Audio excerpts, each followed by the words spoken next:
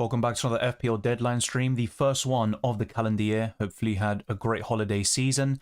I've only made one transfer as discussed in my team selection video, a very early move and maybe a slight regret there because selling Joao Pedro instead of Jackson does leave me a bit more limited in terms of funds, and ideally I look to buy the likes of Gordon and Trent in different positions, but that's something I can still maneuver over the next couple of weeks. We've got around, well, it says 0 hours left until the deadline, but that should be saying around 2. I think it's 1 hour 55 minutes, but don't worry, that'll be sorted just now. And yeah, let's get things rolling, going through all your questions and comments for Game Week 20 and also with a long-term view, discussing the assistant manager chip. I know there is a bit of talk about a potential postponement once again concerning Liverpool, but we'll cover all of that in today's podcast. So let's start things off with Jaron. Happy New Year, Dylan. Start for Solanke, Jesus, Wood, Mateta, Gakpo, Salah, Evanilson. Happy New Year to you as well. So essentially from those players, yeah, we've got to bench 2 of them. No, yeah. Well, yeah, my maths is a bit crap, it seems. So start 4, I mean, Salah should not be in this debate at all. And if the Liverpool game was to be postponed, which I very much doubt, then he gets subbed off for you anyway. I think it makes no sense to bench him. So I'd start Salah. I'd also go for Gakpo, Chris Wood, and I know Jesus has been in brilliant form, but I'd rather start Evanilson, I think, from the rest of the options. Yeah, so the 2 Liverpool players, Chris Wood and Evanilson. I think Solanke can do something against Newcastle, but yeah, Mateta will be at the bottom of that pile. And Palace can cause Chelsea problems, especially considering the Blues' recent form. But yeah, definitely start the Liverpool players there. Start 2, Aït-Nouri, Dan Burn, Akanji. Aït-Nouri's been in impressive form in the last couple of weeks, but Nottingham Forest, of course, one of the best teams in the Premier League. And Dan Burn, against Spurs away, I'd probably bench Dan Burn. If it was Lewis Hall, I'd feel a bit differently because he's got the attacking potential and the bonus points. Yeah, Dan Burn on the bench. Thindra says, hey Dylan, got Rodgers on my team. What is the best option? Should I use one of my 2 free transfers to sell Joao Pedro to Wood, Gakpo and bench Rodgers? Or number 2, sell Kirkes to one of Trent, Aina, Milenkovic and bench Rodgers? They're both great options. I don't really see too much wrong with it. My preference would probably be Kirkes to Trent, if you can make that work, but I think Chris Wood in for Joao Pedro is another brilliant move, which I've made myself actually. So yeah, I think both of them are absolutely fine. Number 3, sell Kulusevski to Gordon, Morgan Gibbs-White, because of the injury Spurs have got. Yeah, that's another good choice, but I'd probably stick with the defender transfer. Now, if you have a different opinion to me in terms of the Liverpool game being postponed, that might be risky in your view, but I'd go for Trent. JP says, sell Jota, if so to who? It'd be Gordon, without a shadow of a doubt. I think Mbeumo would also be ranked higher than Diaz for me, but those 3 make up the best mid-price midfielders in the game, but it would be Gordon. Hello Dylan, should I sell Semenyo for Mbeumo, says James123. That's a good question. I do think Mbeumo's an upgrade, but just be mindful about future moves. How does that impact you?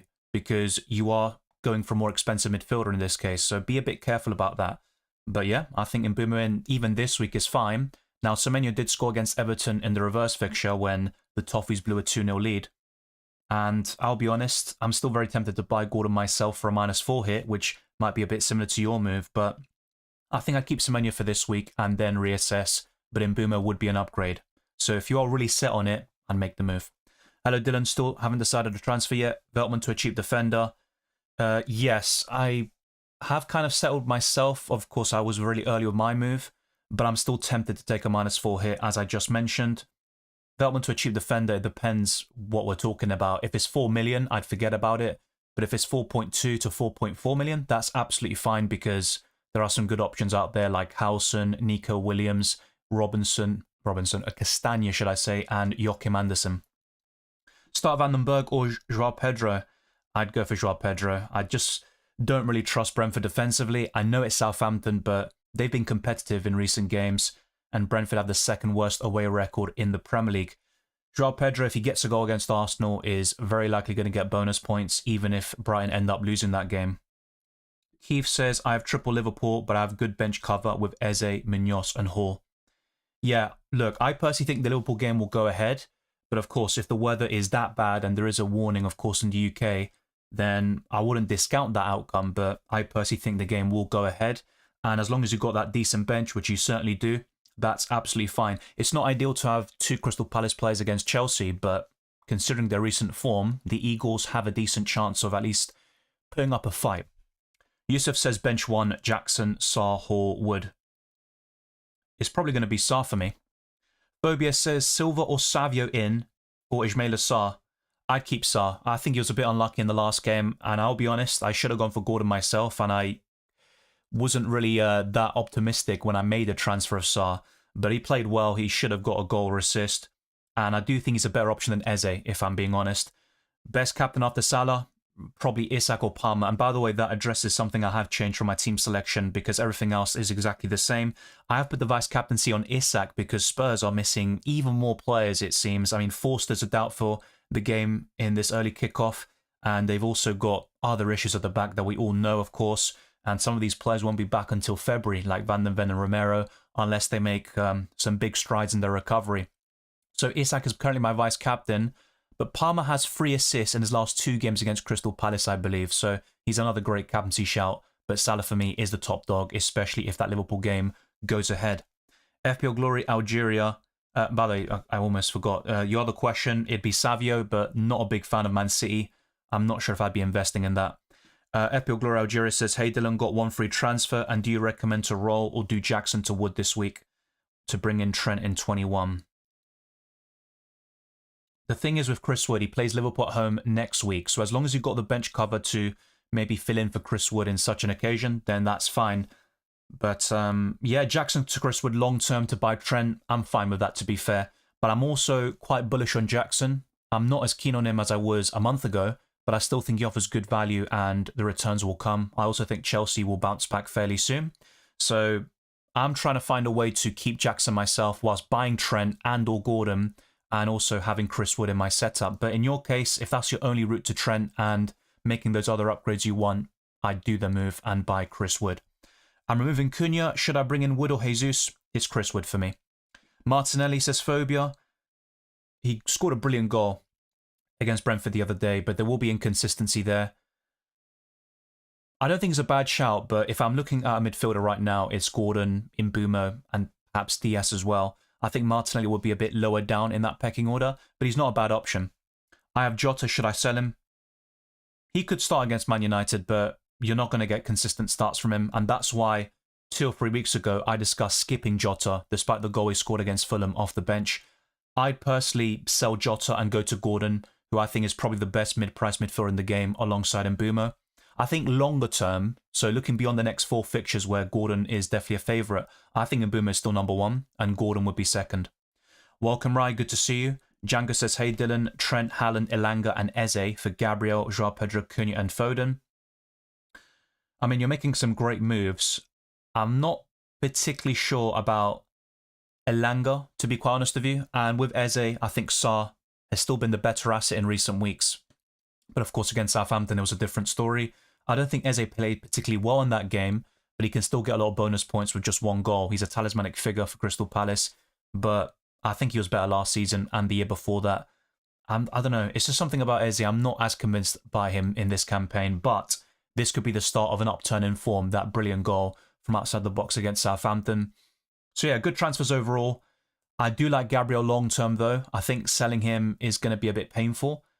And then you're looking at Cunha. I know the fixtures are tough, but he remains the 2nd or 3rd best forward in the game. Welcome, Zed. Good to see you. Start 1 of Joao Pedro, Mikalenko or Hall.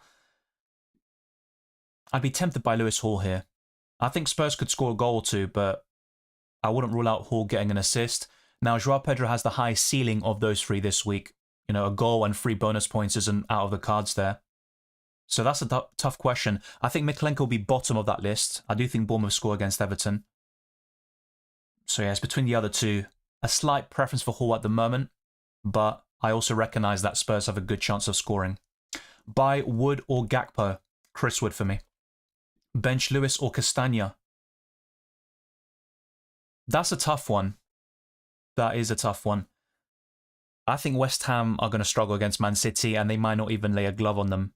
I'd actually start Rico Lewis here, which might be contrary to popular belief, but I think Ipswich Town could salvage a goal here. If it was Robinson, I'd go for him, but in this case of Castagna, I know it sounds a bit strange, but I'd go for Lewis. Hey Dylan, start Hall or Van den Berg? Lewis Hall. ARX says bench 1, Gabriel, Kirkes, Robinson, Hall, Joao Pedro, Jesus. I could also transfer Jesus or Pedro to Wood or Roll. Yeah, you're in a strong position. I don't think you need to make any transfers, but an upgrade for me would be Joao Pedro to Chris Wood, which I've done myself. Yeah, if you can do that, absolutely fine. Then bench Chris Wood next week, potentially against Liverpool, and then start him in most weeks. That's probably the move for me. Canal says, hello Dylan, I have 8 attackers, which are Salah, Palmer, Diaz and Bumo, Gordon, Jesus, Wood, Isak. Which one should I bench? Yeah, Salah shouldn't be in this conversation. The same goes for Isak. I think this week, if I had to pick one player to bench, I mean, that's extremely difficult. It's probably Jesus against Brighton, despite his brilliant form recently. Will Havertz start? It's possible. It could be a midfield, but I actually think he will start, but I'm not absolutely convinced about it. Of course, he missed the Brentford game due to illness, but yeah, if I had to guess one way or the other, I think he starts. Lager says, good day, Dylan. I have only one free transfer. I still own KDB, Maddison and Havertz. What would you do? I have Dibbling on my bench. Should I gamble that all 3 players start? Yeah, Maddison's the biggest risk of the 3. I think Havertz, well, he's fine now. He's been training. He's going to be in the squad, and I think he starts, but that's obviously up in the air. I think if there's ever a chance that Havertz is benched, it could be this week. Maddison is the biggest doubt, and Spurs have so many problems at the moment. I'd probably make a transfer. Maddison to Gordon works really well long term. Is it worth it to bench Gabriel Jesus for Iwobi? Yeah, I'm not that bullish on Jesus this week, but he played very well against Brentford, I have to say that. Cunha to Jesus or Wood?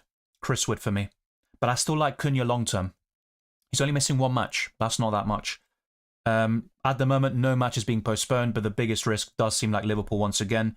Would you rather start Gabriel or Hall if I have Raya in goal? I'd probably chance on Lewis Hall here. Hall or Castagna? I'd probably go for Castagna here. It is a close call, though. It is a close call.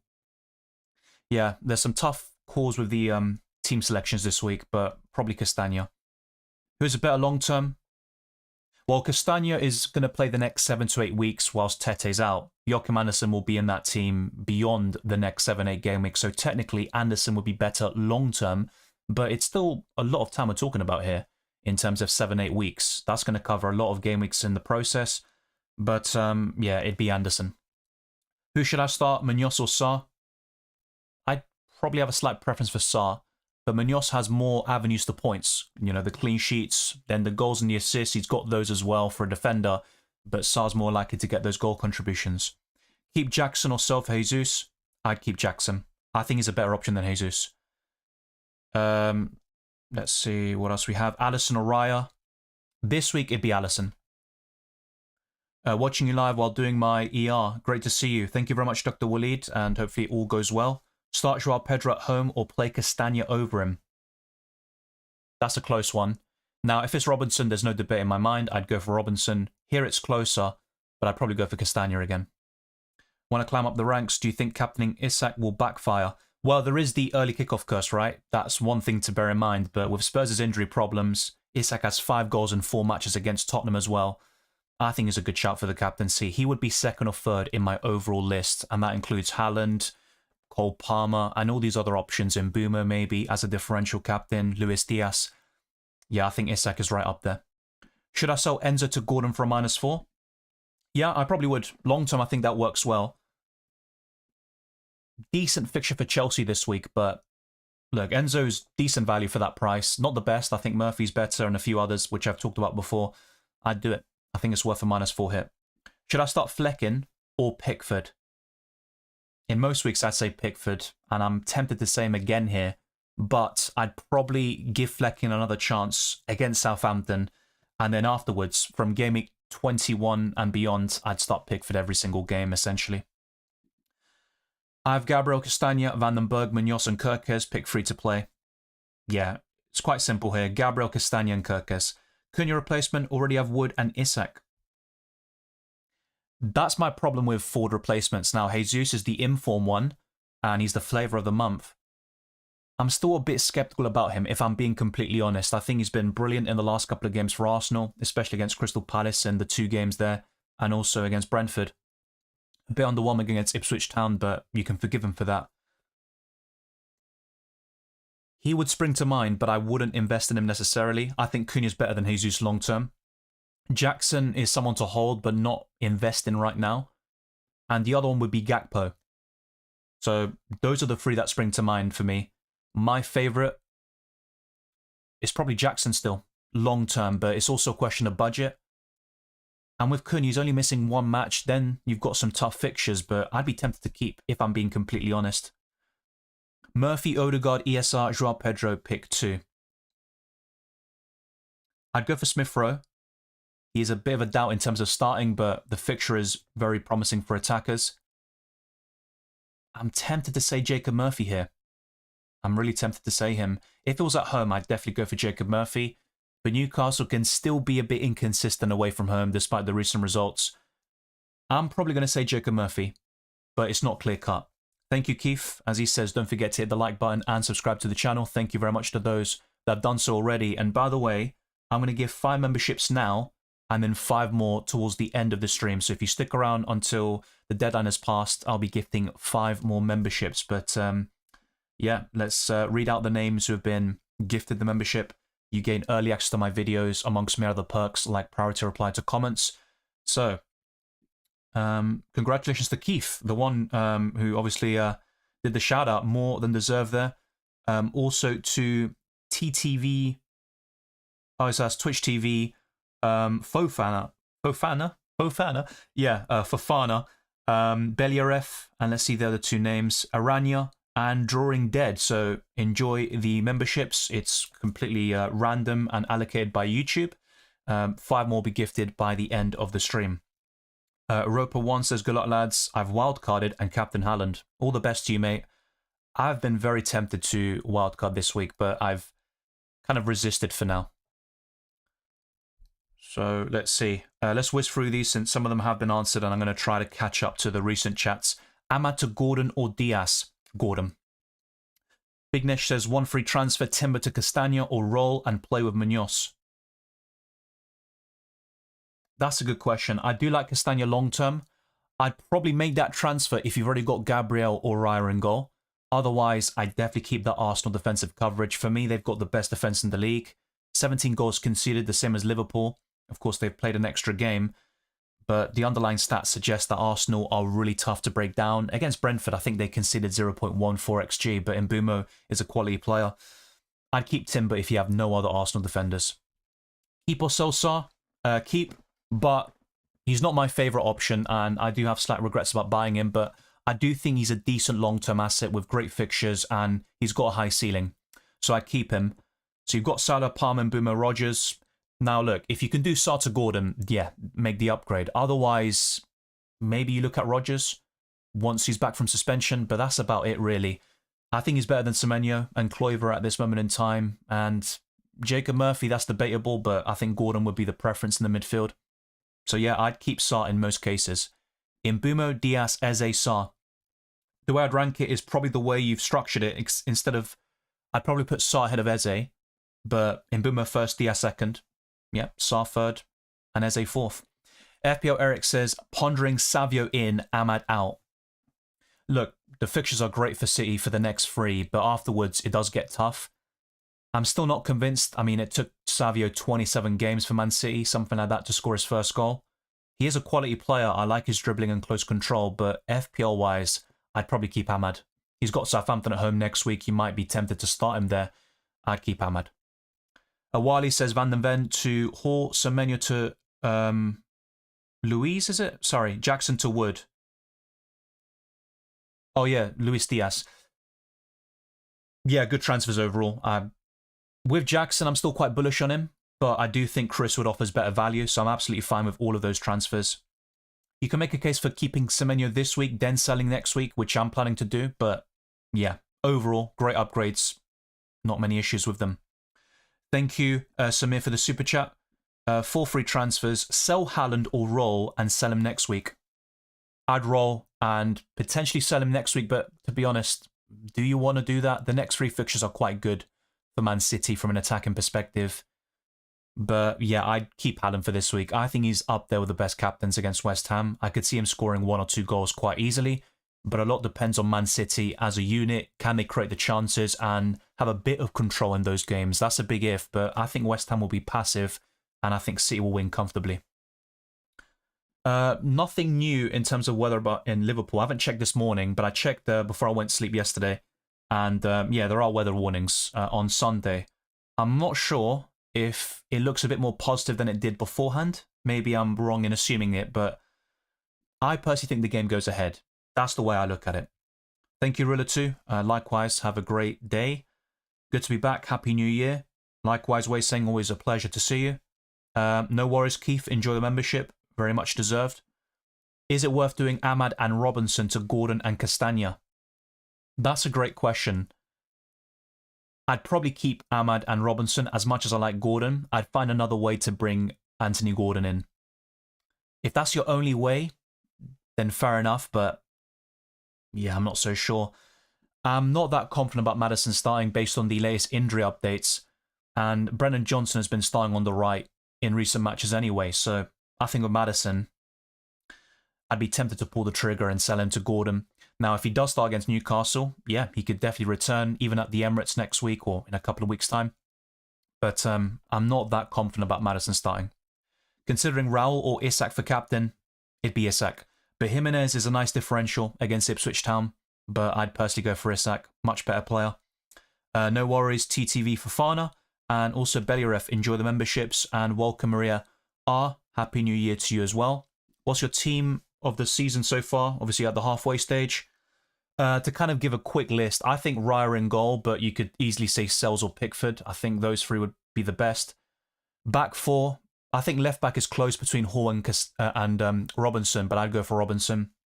I'd go for Van Dijk, and I'd go for Gabriel personally. I think he's been better than Saliba, but yeah, I think one of those 2. And look, you're missing out some good names like Milenkovic, who's been brilliant for Nottingham Forest. I'd put Aina at right back, but I know Trent has obviously had a great season too, so it's very close to some of these areas. Midfield, probably Gravenberch and Caicedo. Palmer, I mean, I was going to put Saka. I mean, he still kind of counts for this part of the season, but he's not going to stay there for long. Maybe you go for Cunha on the left. He does play there a lot as the inside forward. Salah, and then up front, maybe Chris Wood. I know Haaland had a brilliant start to the season, but he has tailed off recently. Yeah, I'm probably looking at Chris Wood or Isak up front. So that's kind of my rough team of the season. I think some of those positions are up for debate, but it's the halfway stage. A lot changes. I mean, 2 years ago, Almiron was like the best right winger of the first half of the season, and then he kind of just dropped off a cliff. Gibbs White or Elanga? Elanga, he is cheaper, and I think he'll start the next couple of games. I'll be honest though, if I had to pick like one Forest attacker, it's going to be Chris Wood. Thank you, Punjabi, for moderating the chat. I appreciate it. Thoughts on Diaz starting? Yeah, I think he starts. But that's not going to be the case for the next 3 game weeks. I think there will be one benching in there. But against United, I think he starts. Odegaard to Gordon. Yeah, great transfer. No problems with it. I think Odegaard's been poor recently. Do I start Gakpo? Yes. I'd start any Liverpool attacker if he can. And even Trent at the back and all these players. Yeah, I think Liverpool win big. Belyref says, I would be with 0 million in the bank after these moves, and the other option is selling Gabriel or Munoz instead of Robinson. Let's see what you put earlier. I can't see your message. So yeah, let me know what you've put. But yeah, I wouldn't like to sell Gabriel. I think he's one of the best players to keep long-term in that position.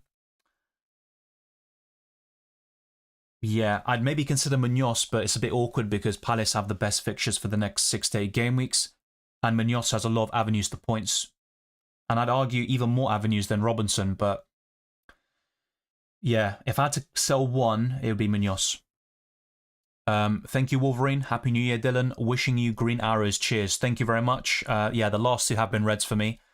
And of course, one of them was because I bought Bruno. That's literally the only reason I got a red. Last week was very disappointing, but we move, and hopefully 2025 is full of green arrows for everyone watching. Good morning, Dylan. Vandenberg or Mikalenko? I mean, usually I'd say Mikalenko, and there's no debate about it, but maybe in this case, because I think Everton do concede, I would chance it on Van den Berg, hoping for one of their rare clean sheets. But after this week, it's Mikalenko every single day, and I'd go for Semenyo over Enzo. That would be my preference. So I'm kind of backing Bournemouth in that kind of debate there. And yeah, I'd start Van den Berg. Hey Dylan, start Jota or Joao Pedro this week? Jota, but he is a big minutes risk. Even if he starts, he's probably going to be subbed off early. And a lot depends on game state. Would you do Bruno to Gordon? Yes. The thing is, though, with Bruno, if you've kept him through that suspension, you've got Southampton at home next week. So that isn't ideal. But I think Gordon is an upgrade. Hey Dylan, bench any of two of these. Aina, Castagna, Howson, Hall, Semenyo, and Enzo. I'd bench Enzo, and that is a tough one. I might even go for Lewis Hall here. Lewis Hall and Enzo bench. I'm not happy with benching Hall, but I do think Spurs score. Start one, Munoz, Hall, Mikalenko. From these three, it'd be Lewis Hall. Should I keep Smith Rowe or Fulham? If not, who to include? Have Salah, Mbeumo, Palmer, and Sarr. I'd start Smith Rowe over Sarr this week. I have all the chips available. When should I activate them? A lot depends on your team. I can't really tell you that for sure, but we could look at maybe playing the triple captaincy in Gameweek 24 or 25 on Mohamed Salah if Liverpool get that double. The alternative is to use the assistant manager chip at that stage, but I think for those with the triple captaincy, you'd probably prioritize that first. Then you use the wild card around game week 30, 32. You might free hit in one of the blanks like 29 or 34. And then you can also bench boost in game week 33. And as for the assistant manager chip, if you decide to use the triple captaincy in 24 or 25, maybe use it for the last few game weeks of the season where things are a bit more certain. But there's so many different ways of playing it. I don't think there's a clear-cut strategy. That's just one set of ideas for you. But it all depends on your team structure and your transfer plans. Hall, Burn minutes, doubts with Botman coming back.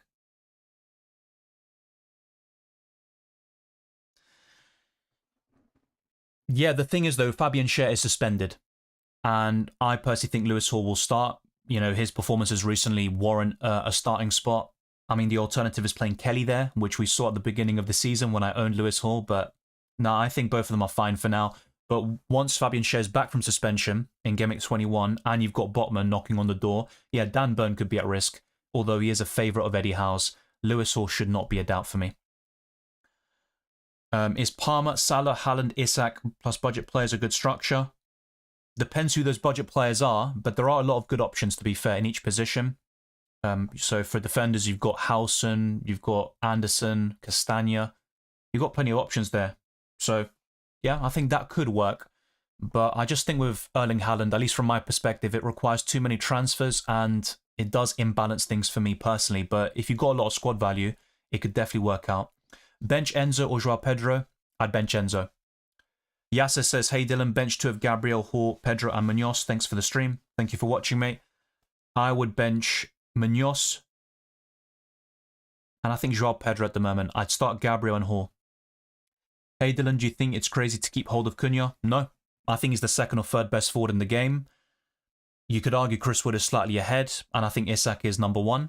But you look at the others, Jackson, Haaland, yeah, they're in the top five, but are they better than Cunha? Maybe because of fixtures, but that's about it. I think he offers great value. Best wildcard team is covered in my video, mate. I made it a couple of days ago. Nothing's really changed from that, so be sure to check it out. You could maybe find a way to include Hall in there and replace somebody like Munoz, for example. But yeah, I don't think I'd change anything. Vice captain Palmer Isak. I had it on Palmer most of the week, but based on the press conferences on Friday, because the team selection was pre-recorded on Thursday, yeah, I'd go for Isak right now. But Palmer's a good shout. 3 assists in his last 2 games against Palace. I think he's a decent choice. Start 1, Munoz or Diallo? Munoz. Yeah, a lot of these questions with Amad Diallo this week, just to give you a heads up. If it's like Lewis Hall or Diallo, I'm going to go for Hall. I don't see United doing anything at Anfield. But on the other side, if United were to actually produce a shocking result or at least be competitive and score a goal, Diallo will be the kind of most likely to be involved. But Yeah, in a lot of these scenarios, I'd bench Diallo. Bench Sarr or Pedro? This is a closer one, but I'd bench Sarr. Hi Dylan, Lewis Hall or Ismaila Sarr? I'd go for Lewis Hall this week. Amad to Gordon or Konate to Trent? I would do Amad to Gordon because Konate could be back next week. We might even see him in action in the Carabao Cup in midweek. And I think he might offer much better value than Trent. So I do Amad to Gordon, despite the Southampton fixture next week and his good value. Welcome Aranya. Hi Dylan, thrilled to have been picked for the membership again. Thank you so much. Who would be your best Joe Gomez replacement? I've got Hall, Colwill, Vandenberg, Greaves and Raya. So yeah, it really depends on your budget in this case. You've got Lewis Hall already, that's brilliant. I'd be looking at Munoz, Robinson. Those would be two great transfer targets at a similar price. But yeah, I'd like to know how much money you have in the bank, because if it's a lot, I'd be tempted to go for Gabriel still, or Trent, but I realise that's going to be quite unlikely. So I think you play it safe, or you probably go for a similarly priced asset. Aina, Milenkovic would be two others, although the fixtures are quite tough for Nottingham Forest. Right now, in your case, I'd be looking at Robinson. Yeah, I think Robinson's my favourite, and then Munoz would be second. Bench 2, Wissa, Burn, Jimenez, Bernardo, Diaz, Odegaard. I would bench Dan Burn and Odegaard. Hey Dylan, Happy New Year, God bless. Likewise, Pedro, it's good to see you. Yeah, I think Sanchez does play. I mean, never say never, right? But I don't think Jorgensen was particularly secure against Ipswich Town. Conceded the penalty, although it was very soft. I think Sanchez starts. Do you start Mikolenko or Munoz this week? I'd go for Munoz. I think both Palace and Everton concede, but Munoz has more avenues to points. Welcome the man, the myth, the legend. Best 1 week punt, forward priced 5.5 to 7.2 million. Jimenez. Definitely Jimenez for me. Joao Pedro and Vandenberg to Hall and Raul for a -4. Do it, or do one, or roll. No money to buy Chris Wood. That's a close one. I think long-term the -4 hit pays off. But having said that, with Jimenez, there's always going to be a doubt about Maniz taking minutes off him or starting certain games, and that hasn't changed for me. But I'd probably take the -4 hit and go for Hall and Jimenez. Yeah, really good team. TTV Fofana. I'll call you Fofana. Yeah. Sells this week looks brilliant. Of course, next week is Liverpool, different story. The backline is almost as strong as you can get, really. That's Wilson, so that's Harry Wilson right in your midfield. Interesting stuff. Yeah, I like it a lot. Wilson's the only one I look at and think long-term there are better options elsewhere, but as a differential this week and over the next 3, I really like it, to be fair. So, strong team. I agree with the captaincy and vice-captaincy, and you've got most of the best options this week. So, yeah, you're in a good place. Yeah, I mean, if I had to give a rating, maybe 8.5, 9 out of 10. There's never, I don't think the 10 out of 10 really exists in FPL. Dylan, is it worth taking a hit to bring Gordon in for Son due to the Spurs issue? To be honest, even without the Spurs issues at the back and Maddison potentially missing out, I think Gordon's an upgrade and you save money, so it's a no-brainer for me. Son might outscore Gordon this week, but long-term, there's no regrets about making that move. Do I keep Rodgers or transfer him out? Keep him. He's the best budget midfielder in the game, especially at his price and below. You can't use several chips in one game, Petros. You can't do that. And when you play the assistant manager chip, you will not be able to use any other chip for free game weeks whilst the assistant manager chip is active. That's the way it works. Yeah, I mentioned Nico Williams quite a lot recently. I just think he's not the most secure option. So some people are thinking about blank game week 29, for example, and having that kind of budget defender in place, and Nico Williams offers a viable solution. But there's no guarantee he's going to start every single game for Forest like you would get with Aina or Milenkovic. So I think it's worth spending the extra millions on those two. But, you know, at his price and below, I think Mikolenko's the only one I'd rather invest in, with Everton potentially having a double in 24 or 25. And Everton, of course, can keep a clean sheet against anybody. But yeah, I think the reason why he's being overlooked is because he's not the most secure option. He has started the last 5 Premier League games, but that doesn't mean he's going to start the next 5 or 10, which would be very useful to a lot of people. But yeah, I think you should just go for Milenkovic, mate. I think it's worth the extra 0.4 million. He's also going to get more goals and assists. He's such a set-piece threat. I think it's a no-brainer to go for Milenkovic if money is no issue. Yeah, I don't think anyone's starting Van den Berg because Brentford have the second worst away record in the Premier League, and Southampton have been good recently. Bench 2 out of Bruno, Estupiñán, Gusto, and Saliba. I'd bench Bruno this week, if I'm being honest, and probably Estupiñán. Yeah. Would you rather have a triple up on Newcastle or Liverpool long term? Probably Liverpool, but be careful about this because if you've used the triple captaincy chip and you might be planning to use the assistant manager chip on Arne Slot, you might want to leave that spot open. But basically, I am suggesting a Liverpool triple up, but it might be a manager and then 2 players like Trent and Salah. But yeah, it would be Liverpool for me. I do like Isak, Gordon and Hall. I might even go back to that sort of structure myself because I had it back in Gameweek 1. So let's see how the way you break it down. So Hall, Gordon, Isak or Trent, Salah, Diaz.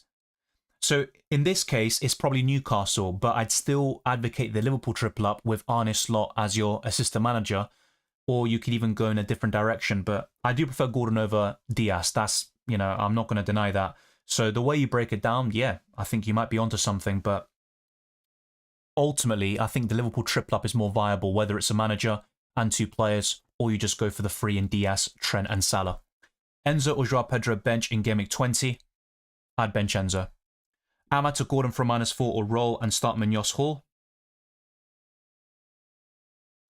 That's a good question. I do like Ahmad as a budget option. At his price and below, only Jacob Murphy is better for me.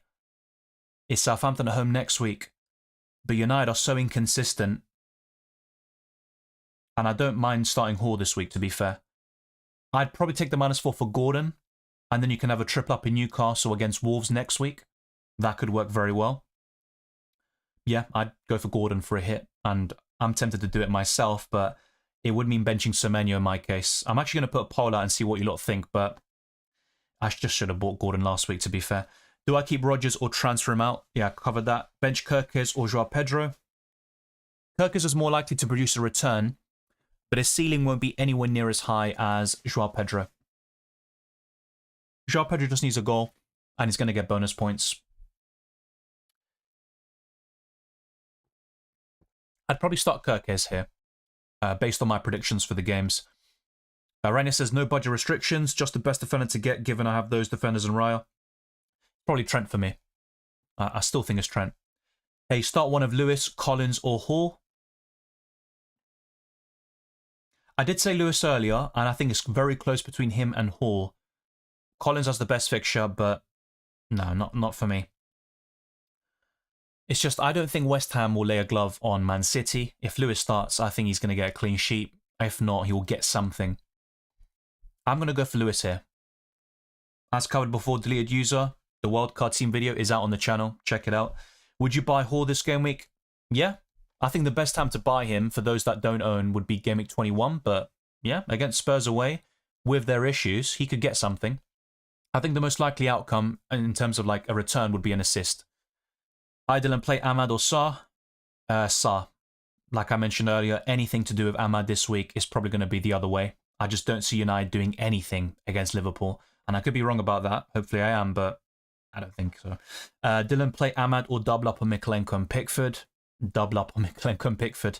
Robinson and Nico Williams or Castagna and Milenkovic? Yeah, that's a good question. I mean, at the moment, it would be Robinson and Nico Williams, but how long does Nico Williams stay in the side for? That remains to be seen. With Castagna, he's not going to be a solution until the end of the season, it looks like, but for the next 7-8 weeks, he works very well. I'm going to go for Castagna Milenkovic to be on the safe side, but you might need to address that in a couple of weeks anyway. Nico Williams and Diaz or Milenkovic and Gordon, but I already have Hall and Isak. I would go for Milenkovic and Gordon. I don't really mind having a triple up in Newcastle right now. I started the season with that. It didn't work out because Newcastle were very inconsistent at the start, but yeah, I'd go for that Milenkovic and Gordon duo. Odegaard to Gordon for a -8, worth it. Yeah, so assuming that you don't need to... Well, no, in this case, you just do Odegaard to Gordon, right? You've already done -4 here. Yeah, I'd do it. Start Colwill or Johnson. I'd start Colwill. Start Hall or Semenyo? I would start Semenyo. Hey Dylan, Happy New Year. Worth doing Joao Pedro to Wood to start Wood over Sarr? Would start Joao Pedro but have double Arsenal defence, or wait to bring in Cunha? Nah, I do Joao Pedro to Wood. It's not like you have to do it. Your alternative solutions are decent, but that's my favourite option of the lot. Wolves' defence is good, so Cunha to Jesus rather than Wood. Wolves' defence. I don't think Wolves' defence is good, mate. If that's what you're saying. I think Cunha's better than Gabriel Jesus as an option long term. And to be honest, I would rather have Chris Wood than Jesus as well. So, yeah, you might have a different opinion. That's absolutely fair enough. Play the game the way you want to. But for me, Chris Wood is a better option than Gabriel Jesus long term. Hi, Dylan. Is Foden a keep? Yeah. That was covered in my recent Transtips podcast a couple of days ago. I think Foden is a keep, but I wouldn't be looking to invest fresh in Man City, despite their upcoming fixtures, which look very good for the next 3. Afterwards, it's a different story. Hey Dylan, sell Haaland this week to Isak? I was asked this a few weeks ago, and I said no. And in the end, Haaland flopped, but it's just awkward selling Haaland now with City's next 3 fixtures. I think Isak is the best forward in the game, and you save a lot of money. If you can make some big upgrades with the extra funds, then fair enough. I think it's a good transfer. But I'd be very careful about selling Haaland this week. I do think he's going to do well in the next 3. If it was me and I still had Haaland, I would keep Haaland. Start Flecking or sells? I'd go for sells. Gibbs White, decent differential, but I'd rather invest in Chris Wood up front. I think he's a talismanic figure for Forest, and Gibbs White can be inconsistent with the output. Start Semenyo or Martinelli, or sell one of them to Murphy. I'd start Semenyo. Murphy's a good shout, but his minutes will always be a concern. I'd captain Salah over Watkins. Start Gvardiol or Hall. Gvardiol. Hi Dylan, would you transfer Pedro to Raul? Yeah, as a 3-week punt, that looks pretty good. Now, longer term, I don't see much in it. And Joao Pedro is a bit more nailed on, dare I say. I think Jimenez will rotate a bit with Muniz, at least in terms of being subbed off early. But I like it as a short-term punt. If you're happy with the rest of your team, I'd probably make the move. Should I play Fleckin? Yeah, that's been covered, mate. You've already got Aina. In that case, you could definitely diversify your defense a little bit, but that all depends on your approach. A Wolves side without Cunha, I mean, they've been brilliant under Vitor Pereira so far, although it's a very small sample size. I'd still play Sells, to be fair. I just don't have that much confidence in Brentford keeping a clean sheet. Having a benching dilemma, should I start Joao Pedro? Over who, though? I can't answer that without knowing the context. Hi Dylan, play Mikalenko or Semenyo or Joao Pedro? It would be Semenyo. Rex Norman says start one of Gabriel or Robinson or Sarr or Palmer. Is it one of those 4? If that's the case, it's Palmer all day long. He should never be in these benching dilemmas. As for Gabriel or Robinson, this week it'd be Robinson. This week I take the tough decisions. This guy disappointed me last week. My captaincy, I feel like punishing him. Fair enough. Yeah, he hit the woodwork twice. Chelsea had an off day. And they've been off form in the last couple of games, actually. Welcome, Abba. Good to see you. Good morning, FPL legend. My question is, what should I do? KDB to Martinelli, Jota to Martinelli, or roll the transfer? I'm not that keen on Martinelli. I think if you got him, you hold. But if I'm investing in a midfielder now, I'd be looking at Gordon, Mbeumo, and Diaz. Then you're looking at Ismaila Sarr still, Morgan Rogers when he's back from suspension. So my preference would be Jota to Gordon. I know that's not what you said, but that's my kind of 2 cents on it. But yeah, if you're really keen on Martinelli, yeah, the answer remains the same. I'd be looking to sell Jota instead.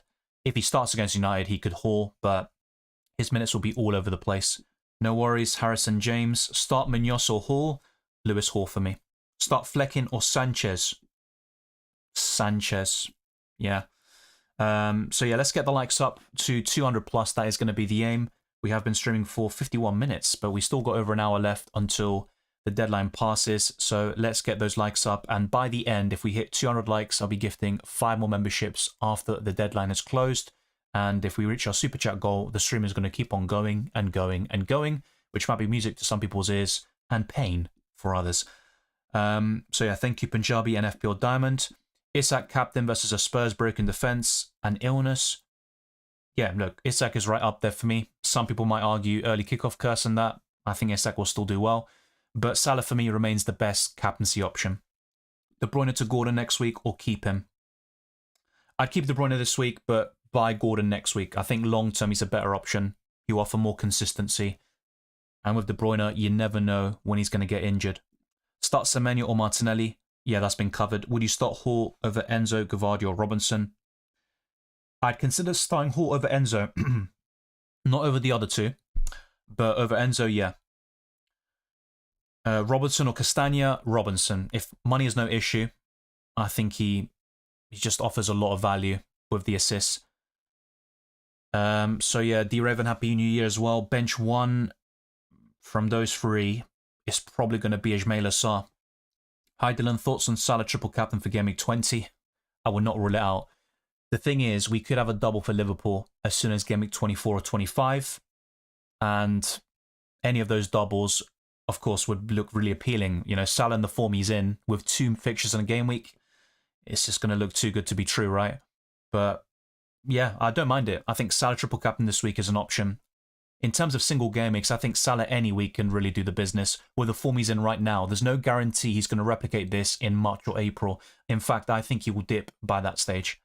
Is Wilson and Gibbs White an option? Yes, they are options. They're not the best ones, though. And I think Rodgers is the best budget midfielder long term. And of course, in terms of those available this week, yeah, they're absolutely fine as short-term choices, but I'm not that keen on Gibbs White or Elanga, for example, because Chris Wood up front is the one to go for. I think Jesus is good, but my front three looks good for now with good fixtures, Isak, Wood, Jimenez. Yeah, you don't need to make a move there. I'd keep the front three you have. Sell Enzo to Iwobi. I'd rather sell to somebody else entirely. I'd keep Enzo for now and then sell him to Rodgers next week. That's my preference. Start Colwill or Kirkes. Kirkes. Start 3, Robinson, Hall, Gabriel, and Aina. Tough one, but I'd probably bench Hall. Start 2, Mikalenko, Colwill, Vandenberg, Robinson. Yeah, Robinson and Colwill for me. Yeah, I would take a hit from Odegaard to Gordon. I have Van Dijk, Salah, and Diaz, but I'm not confident the game is happening. I think Gordon's better than Diaz, but is it worth a -4 hit? I mean, normally I'd say no, not this week.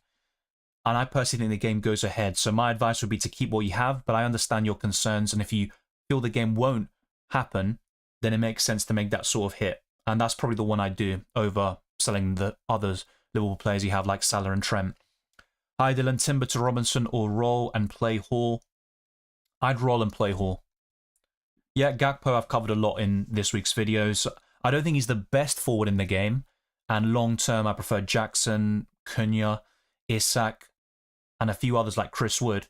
But as a differential forward, I think he's going to start most games for Liverpool, not all, and he's a decent striker to have, but not the best for me. Start Rico Lewis or Ait Nuri. Rico Lewis. I feel like Haaland bags a hat-trick today. Yeah, he scored a few braces against them away from home, and I think at the Etihad, he's got a decent record against them too. Yeah, look, I think Haaland's right up there for me. He's probably ahead of Palmer in my captaincy rankings. I'd put Haaland in second, just above Isak as well. But yeah, a hat-trick is definitely not out of the question. I think he scores a brace, which to be fair, I think I said last week or the week before. But yeah, I'm quite confident. Suggestions for a -4, Raya, Colwill, Robinson, Bellis, Timber, O'Shea, Palmer, Foden and Bumo, Salah, Ahmad, Isak, Jesus, Raul. I don't know your budget, which makes this question difficult to answer. But if money is no issue, if you can do something like Ahmad to Gordon, that looks really good. But is it necessary this week? Not really, because you've got Jesus, Isak, Raul to start up front and then 4 strong midfielders. So do you need to take a hit? Maybe at the back? Maybe. Ultimately, something you could consider is Timber to Robinson. And then with the extra funds in future weeks, you can upgrade Bellis or O'Shea to another budget defender that I've recommended recently, like Munoz. So that's probably what I'd look at. Patrick says, hi Dylan, would you do Jesus Tural this week to go Ahmad out for Gordon next week when Ahmad's got Southampton, or just roll? And if I want to get Gordon next week, I have to sell Diaz or go out. Yeah, with Diaz, it's kind of awkward. I think he's a hold for a lot of people, especially with a potential double very soon. But Gordon, for me, is a better player and a better FPL asset. Yeah, Jesus Terrell this week, I'm not sure. I'd probably keep what you have. Over the next three, though, I think Jimenez is better than Jesus. So if you want to be very punty or, you know, kind of chase the upside, that could work. But it is risky with the form Jesus is in. I'd probably keep him. Yeah, my preference is Ahmad to Gordon. The timing might be off with the Southampton game, but it's an upgrade. Ezra says start one, Sarr, Semenyo, Joao Pedro. Yeah, Semenyo for me. I'm not a big fan of Semenyo, by the way. He's been a trough, FPL-wise. Harry Wilson as a differential punt for the next three is absolutely fine. I think he's worth a punt, but longer term, I don't think he's the best solution. So the assistant manager chip, Petros, is a new feature. You know, the mystery chip we've been talking about for so many months. It was revealed a couple of weeks ago. And essentially, you can pick a manager of any Premier League team. The prices haven't been confirmed yet.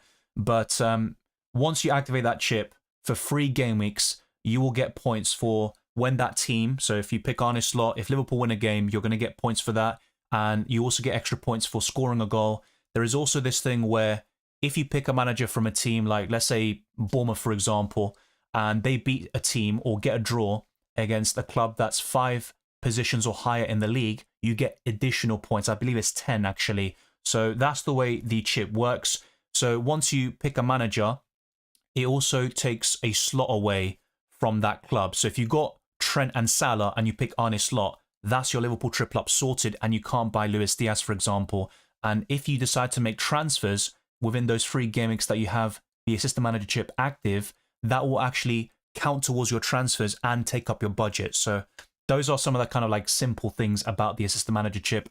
I might make a video on it fairly soon, especially once we get closer to Game Week 24 and we really need to kind of lock in some ideas about when to use it and the best managers to use it on. I'm personally favouring an approach of playing it safe and going for Arne Slot or Arteta, but I don't think going for an Iraola, for example, or even Sean Dyche in a double game week is a bad idea. I think there's a lot of different ways to approach it, and it will lead to massive swings. So it's going to be a very interesting curveball thrown in FPL. Start Sarr or Amad Diallo? Sarr. Elanga or Jackson? Jackson this week. Wood or Wissa? Chris Wood for me. Start Colwill or Ahmad?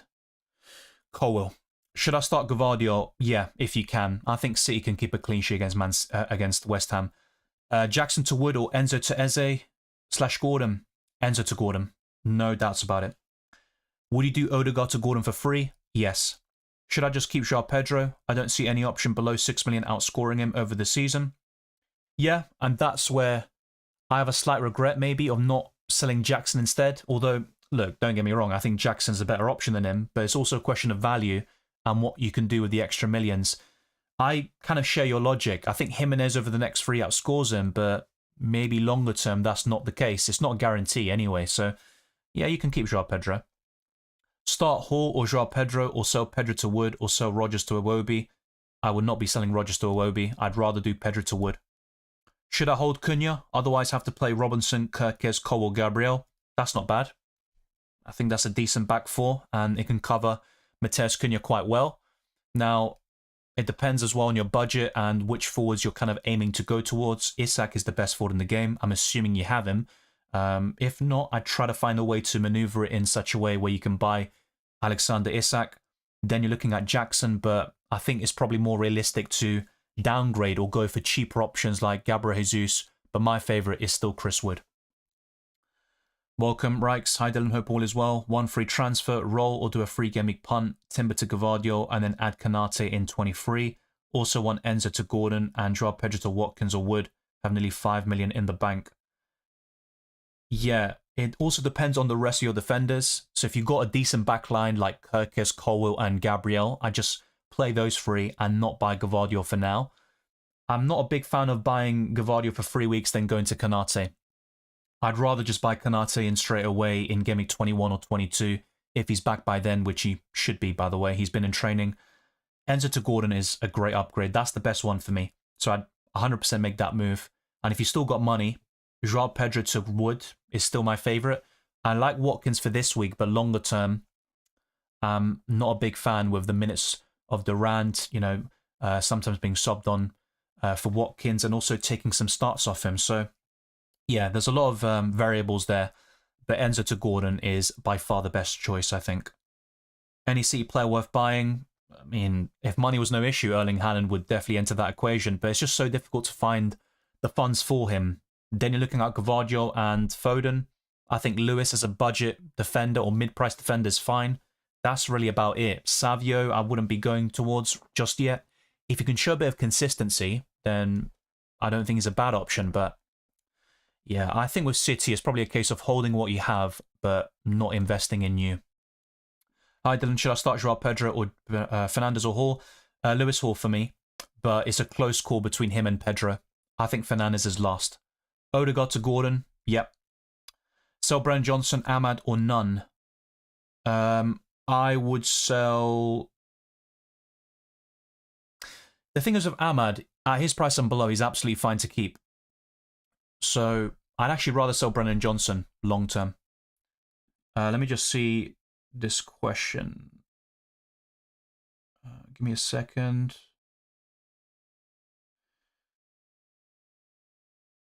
Yeah, thanks to the moderators for sorting out the chat, but I believe one of them was deleted by mistake. I'm trying to find it, but this is, yeah, for some reason this is not coming up. So yeah, just give me a second so I can get through everyone's questions. Let's see. Oh yeah, so Jamie, good to see you. Hopefully that's, if I can get your message up. That's not letting me. But yeah, the message was, hello Dylan, took a hit to transfer Cunha for Jesus. Hopefully he gets a goal or assist today. Yeah, hopefully he does. I wouldn't count on it, and I do still believe that Cunha offers better value long term. He's just been so consistent this season. Jesus has been consistent for 4 games. We're talking about a different sample size there. But yeah, I wish you the best, Jamie. And if I were to sell Cunha this week, Jesus would be up there, so it can definitely work out. I bought Chris Wood myself again, so we'll see how that, changes things in our mini league. Good to see you as always.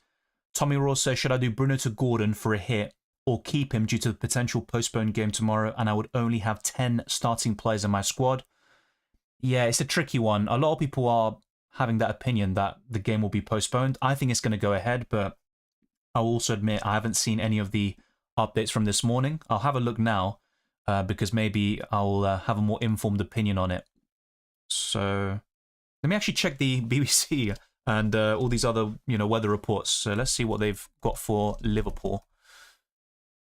Yeah, I doubt we'll get like a definitive update on Twitter from a reliable source. So yeah, let's see. And also, yeah, maybe the Met UK. Yeah, there is a warning still. But is it that bad? I don't know. It's tough to tell from this. Let's see. So whether, yeah, so it's a yellow warning. It was amber before. Let's see. Yeah, so the amber warning still is there, but okay. Amber warning of snow and ice ends on Sunday the 5th of January around 12 p.m. But yeah, the amber warning of snow is lasting until basically the end of basically for the rest of the weekend. So yeah, the threat still exists. It still does exist. I personally think the game goes ahead though. But yeah, Gordon is a better player than Bruno Fernandes for me. Bruno does have Southampton next week though, so it's not clear cut. I'd probably take the hit and go to Gordon. Bruno Fernandes was always going to be bench, this week. I had him a few weeks ago, of course, and that was my plan from the get-go. Yeah, I'd take the hit for Gordon, but I still think the game goes ahead, just to be quite clear on that. VEP Portfolio says, hi, dear Dylan, who will be in the starting lineup, Gakpo or Darwin Nunez? Darwin's not starting against United, I think. There has been this debate about Darwin starting in a lot of the home games recently, but I think Gakpo is more likely to start than Nunez. And to be fair, it's more of a question of Jota versus Nunez, or even Diaz, because I think Gakpo has kind of nailed down that left wing spot. And if he were to be rotated, it will be for Diaz. Diaz can play both positions quite seamlessly. So yeah, that's not really a debate. It's really Jota or Darwin or Diaz or Darwin. And I don't think Darwin wins any of those battles, should I say? Any of those kind of, yeah, head-to-heads. If anyone has lined up leaks for the Spurs-Newcastle game, please let us know in the chat. Yeah, that would be greatly appreciated. Start Joao Pedro, Hall, or Sarr. Lewis Hall at the moment. Joao Pedro is just behind, I think, and Sarr's last. Bench one of Bruno, Trent, Saliba, Lewis, and Hall. Yeah, it's probably Hall for me. I think he goes to the bench.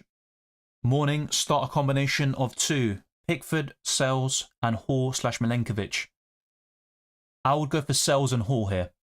So, kind of, you've got that Forest defensive coverage, but you also have Lewis Hall's attacking potential. I think Spurs score, though. I think Forest have a better chance of a clean sheet, so I certainly wouldn't mind doubling up on Forest defensively, but I'm going to balance it out a little bit here.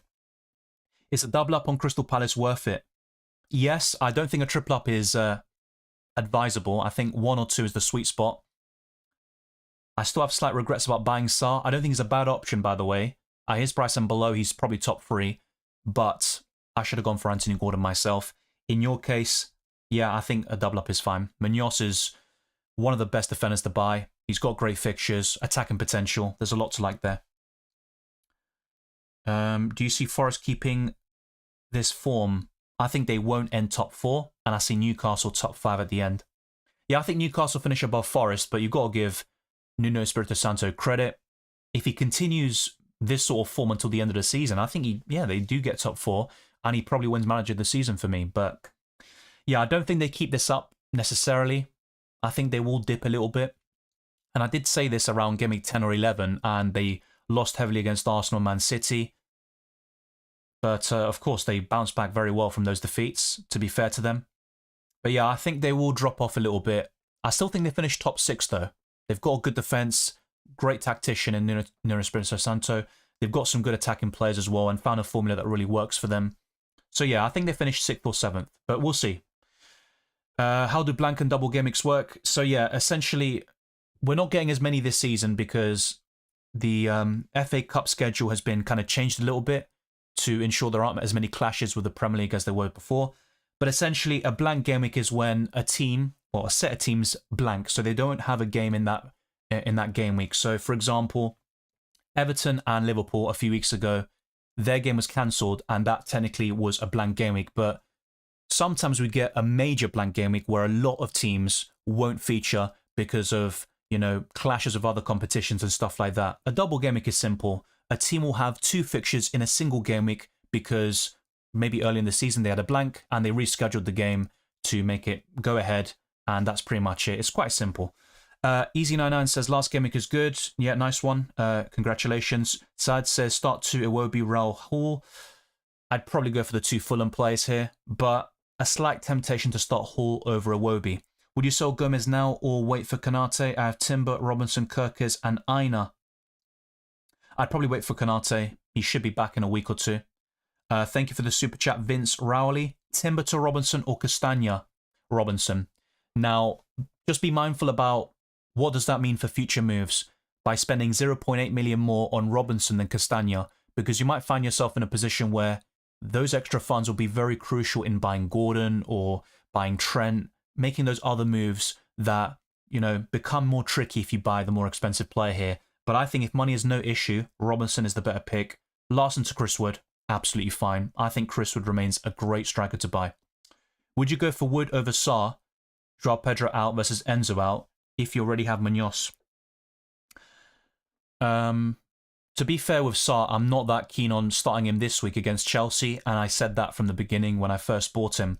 I'd rather start Chris Wood, and I think Joao Pedro to Chris Wood is a great transfer, so that's fine. Best replacements for Matoma. Long-term Morgan Rogers, although he is suspended this week. I'd also be looking at... Yeah, Ismail Assar's up there for me. But it all depends on your budget, because if you can stretch to Gordon, that's the best one by far. Play Sells or Raya?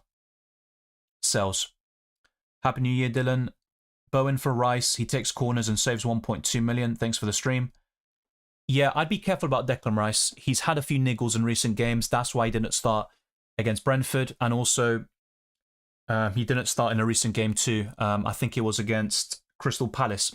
So I'd be careful with that one, but Rice does have the assist threat from set pieces. And yeah, last season was a good FPL asset, to be fair. I would rather go for the other options I just discussed in the midfield, but if you already made the transfer, hopefully it goes well for you. And I do think Declan Rice starts, if he's fully fit. Start Joao Pedro or Iwobi. I chance on Iwobi here. Jackson, Enzo to Gordon and Raul. Yeah. I'm not a big fan of selling Jackson, but I think Enzo to Gordon is a great upgrade, and Jimenez over the next 3 could outscore Jackson. It might need reassessing in a couple of weeks though, but overall I'd go for it. Just a bit skeptical about selling Jackson. Change Havertz to Jesus. On current form, you could argue yes, and Havertz was ill against Brentford. That's why I missed the game completely. Not entirely sure about that though, because Havertz could still start in the midfield, although that's not appealing. And I just think with Jesus, he's a short to medium term punt. I don't think he's a long-term solution personally. But look, if you've got a good squad and no other issues to deal with, I'd make the move. Just be very careful because Jesus is an inconsistent player, especially in front of goal. I would start Joao Pedro over Sarr, but not by much. Start Munoz or Colwill? Colwill. Play Joao Pedro or do Ahmad to Gordon for a -4 and bench Pedro. I think Joao Pedro is fine to start this week, but I think Gordon is a great upgrade anyway. You'll probably do it next week for free. I'd probably chance it on Gordon for a -4 hit. Mitoma or Vardy?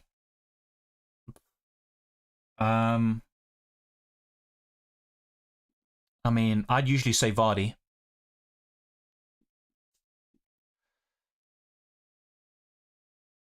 I'm going to go for Vardy here, but I'm not a big fan of any of them this week. Thank you as well to Free Ronin for the super chat. Massively appreciated. Hi Dylan, have Cunha and Rodgers suspended? Will you try to transfer out one of the two or roll? If not, which of Trent, Gabriel, Konsa, Aina, and Hall would you start with a back 4? Yeah, so look, out of the two, I think Rodgers is the one to definitely keep, because at his price and below, he's probably the best one by some distance. That's the way I look at it. I know Jacob Murphy and Alanga are appealing assets right now, but so was Enzo a couple of weeks ago, and now people want to get rid. I think Rodgers is a keep. If anything, you sell Cunha.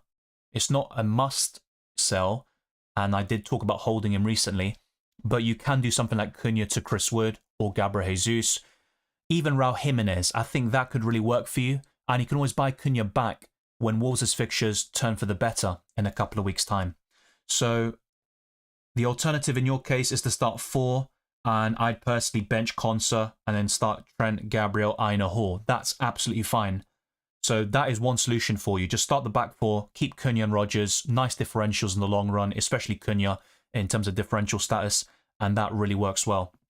But I think in your case, I would sell Cunha to one of those 3 forwards I mentioned. And I'm assuming you have Isak already, so I'm not going to mention him. So one of Jimenez, Jesus, or Chris Wood. My favourite long-term would be Chris Wood, and I think he's the safest pick of the lot.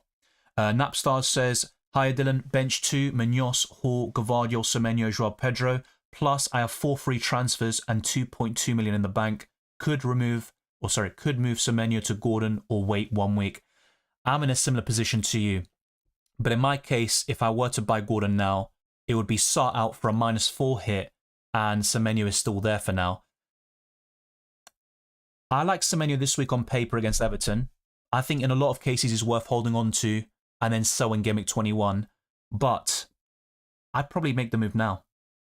I think Semenyo to Gordon now is absolutely fine. It's a great fixture. It's the best time to play Spurs, in my opinion, with their current injury woes and illnesses. As for your first question, so bench 2, I would bench Munoz and Joao Pedro. It's a close call between Hall and Joao Pedro, which I've talked about throughout most of the stream. I'm still favouring Hall a little bit more. So, yeah, essentially I'd start Hall, Gavardio and Semenyo. And, to be quite honest with you, in your case, I would actually buy Gordon this week and bolster your midfield. So yeah, thank you to those that sent in the super chats. One more and we will reach our goal, and the stream will go on for even longer. We'll do predictions, of course, after the deadline has passed. I'll give 5 more memberships as well, which are randomly allocated by YouTube, and also just talk about other stuff beyond FPL. Start Pedro Hall, that's just been covered. I'd go for Lewis Hall. Who to buy for defenders? That's a really open-ended question. Trent, Gabriel, Robinson, Munoz, they would be right up there. I wouldn't necessarily buy Munoz this week though, but long term that's a good investment.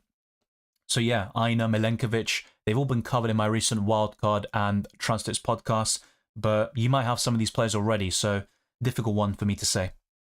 Solanke's fine. It's just I prefer Jackson. Also some of the other options I just mentioned, even Cunha. Solanke's a decent choice. He'll be consistent, but yeah, I mean, I don't know what more to say about him. Buying him now against Newcastle at home, with Maddison potentially missing the game, with all those injuries Spurs have, not to mention you've got Arsenal on the horizon. I mean, look, Solanke's fine to keep, and I think buying him in a couple of weeks' time could work very well when Spurs' fixtures turn for the better, but this week, I just don't think it makes a lot of sense. Bruno to Gordon for free? Yes. The only downside to that is you missed the Southampton game next week, but I think Gordon is an upgrade. Sarr or Enzo, this is closer. I'd have a slight preference for Sarr here, but I do think Chelsea get a good result, and I'm not that bullish on Sarr in Gameweek 20. Would you sell Foden and Odegaard this week? I'd keep Foden, and I'd rather sell Odegaard. You don't own Salah. Well, look, there is a possibility of the game being postponed. I think you'll go ahead. That's my take on it, but I'm not a weatherman, and I'm not a miracle worker or a fortune teller. But yeah, I'd try to find a way to do Odegaard to Salah. That might require selling Haaland or something like that, which isn't ideal. But the form Salah is in, I hate to say it, but I do think he's close to essential, if he isn't already. Who do I start between Joao Pedro, Munoz, Mykolenko, and Enzo? Says John Ham. I would start Joao Pedro, and I'll be honest, I'd probably start Mykolenko here. Mykolenko? No, I'll go for Munoz because he's got more avenues to points, and as I mentioned earlier, I think Palace and Everton concede. So based on that prediction, I'd look at the more attacking option in Daniel Munoz. But with Everton, they're a bit of a weird team. They get clean sheets when you least expect them to, and they get battered when you think they're going to do okay. Good morning. Bench one of Iwobi, Joao Pedro, or Chris Wood? Joao Pedro on the bench. You reckon Szoboszlai will start or Jones? That's a great question. I mean, Jones has started a lot of the recent games. I do think Szoboszlai gets the nod, assuming the game actually goes ahead. But it would be slightly harsh. I think Jones has been brilliant recently. Hi mate, bench one of Mykolenko or Dunk, Pickford goalkeeper. I'd still go for Mykolenko. Look, Brighton could upset Arsenal for sure. But as for a clean sheet, I mean, look, never say never, right? But I'd go for Mykolenko. Vase says, hey Dylan, start 8 Nuri or Colwill or -4 for Milenkovic or Aina. Nah, I just start one of those players. This is a tricky one. I'd probably go for Colwill, but 8 Nuri has so many avenues to points, and that's why I bought him back in Game Week 11. He was a troll for me, but he's been brilliant in the last 2 matches in particular. I'd go for Colwill, though, and hope for a Chelsea clean sheet. Yeah, I don't think you need to take a hit here. Welcome, Screwster. Great name. Hi, Dylan. New subscriber here. What budget goalkeeper would you recommend as a substitution for Fabianski? Well, he should be back fairly soon. I think he's not available just yet because of the protocols on head injuries. But by Game Week 21, he will be available. There's almost a 2-week break with the Carabao Cup and FA Cup games in between.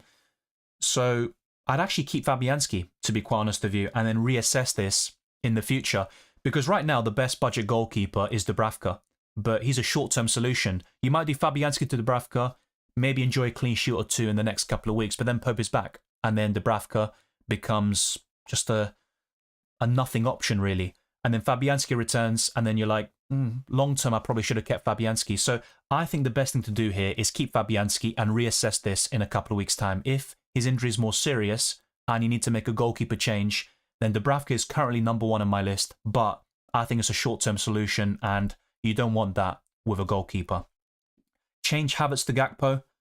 I'm not against it, to be fair. There is a chance Havertz doesn't start, and if he does, it's probably going to be in the midfield. So yeah, that's fine. No problem, Wolverine, and Barbary as well. Bowen for Joelinton as vice. Yeah, look, Joelinton, I think he's really important to Newcastle. My favourite Newcastle assets would be Isak first. Of course, that goes without saying. I'd put Lewis Hall second, and then Gordon third, and then Jacob Murphy fourth. I think one of those 2 midfielders might be even better than Joelinton. But look, play the game the way you want to. You might be onto something, and I'm literally saying I prefer something else. So if you are bullish on something, back your gut. Hall or Castagna this week? Castagna. Bella Kotchap to Trent and Cunha to Jimenez -4. Yeah, great upgrades. I like Cunha long term. I think he's better than Jimenez, but with fixtures in mind, this one match ban, yeah, makes sense. And then Raul or Pedro. Oh, Raul for this week for sure. Yeah. Start Robinson or Joao Pedro. Robinson. Bench one of Kirkes, Joao Pedro or Colwill.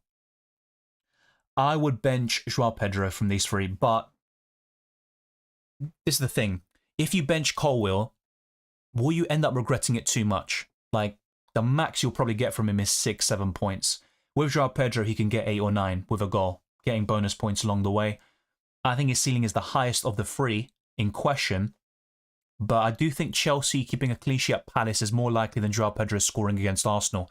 Now look, football isn't always about that. Yeah. Kirkes definitely starts for me, but I'm quite tempted to say Joao Pedro over Colwill.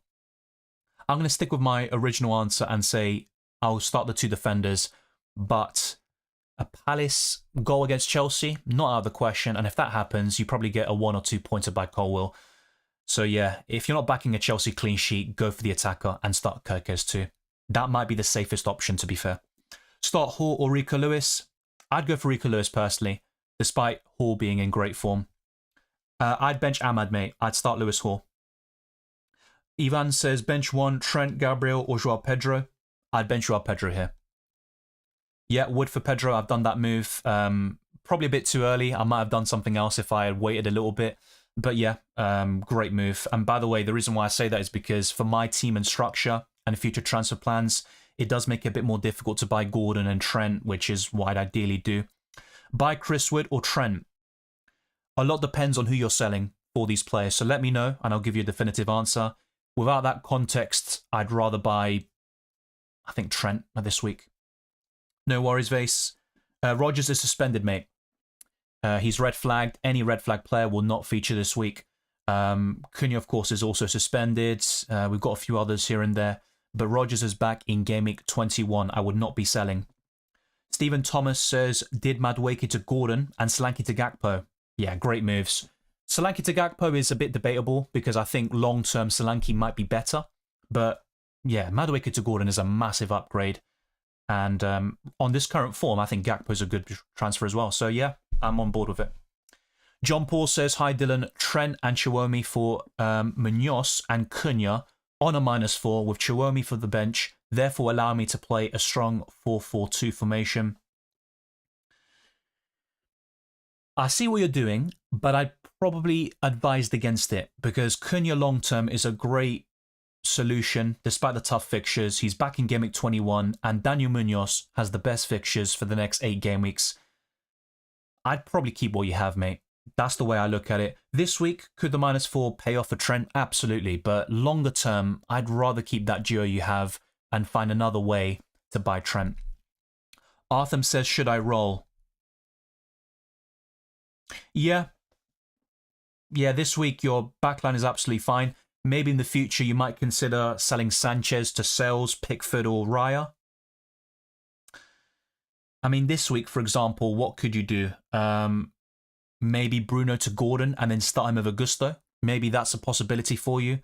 But you might want to keep Bruno for Southampton next week and Brighton. 2 teams he's got a good record against. So, yeah, you could roll. I'm not a big fan of Gusto, but the rest is absolutely fine. Tottenham are missing the following, either injured, suspended or ill, and didn't train. So Romero, Van der Ven, Dragosin, Vicario, Forster, Gray, Udogi, Bentancur, Odegaard, Moore, Maddison, Richarlison, Son, Davis. Yeah, it's unbelievable, isn't it? I mean, that's why I'm so tempted to take a -4 hit for Gordon. And I should have just bought him last week. What? It's just the problem with buying Gordon now, though, is I would have to, in order to keep Sarr, which is my preference, I'd rather sell Semenyo. I'd have to take a -8 hit because I don't have enough money to upgrade Semenyo to Gordon directly. But yeah, I think Newcastle assets look really good this week. I did Joao Pedro to Wood, but who to bench? Kirkes, Hall, Jesus, Gabriel. Reluctantly, it would be Lewis Hall here. Despite all those injuries that Twister Parky just mentioned and illnesses. I think some of them might feature though, just to be clear. I don't think all of them will miss out, but the vast majority, it's not looking good. So Real Gaming says, any transfers, sells Trent Kirkes, Aina, Howson, Salah, Palmer, Mbumo, Gordon, Strand Larsen and Isak. Yeah, good team overall, but I would consider selling one of Strand Larsen or Vardy to Jimenez, or ideally Chris Wood. Wildcard active, okay. So Howson's been brilliant recently. I do think the returns will dry up though. Bournemouth have poor fixtures coming up. Yeah, I would rather invest in your case, probably Castagna or Anderson. Ideally, it would be Robinson, by the way, but money might be an issue here. So I'd go for one of those Fulham defenders over Howson. Even Daniel Munoz is an option for you. And if you want to save a bit of money, maybe go for Milenkovic over Aina. And I know Forest have been brilliant, but I wouldn't double up on them defensively now. I don't think that's the right thing. Maybe Pickford over Sells is a good solution for you because Everton could double in Gameweek 24 or 25. And Pickford's the sort of goalkeeper that's kind of ideal because you just start him every single week and he gets a clean sheet when you least expect him to, or saves a penalty against Man City. So Pickford over Sells would be my advice. If you want to save money, Milenkovic over Aina. I'd also go for one of Robinson, Castagna, or Anderson, even Munoz over Howson. The midfield's absolutely fine. I think that's my favourite midfield, actually. Rodgers on the bench, absolutely fine, even though he's suspended. Lewis Hall, no problems with that. I wouldn't go for Vardy. I would rather go for Jimenez short term. Chris Wood is the best one long term for me. Jesus is another shout. Brilliant form from Arsenal and from Gabriel Jesus. But yeah, I'd change Jamie Vardy for sure, and I'd also swap out Strand Larsen. So yeah, those are the changes I'd make. The rest is brilliant. Peter says, free from Hall, Robinson, Castagna, Milenkovic.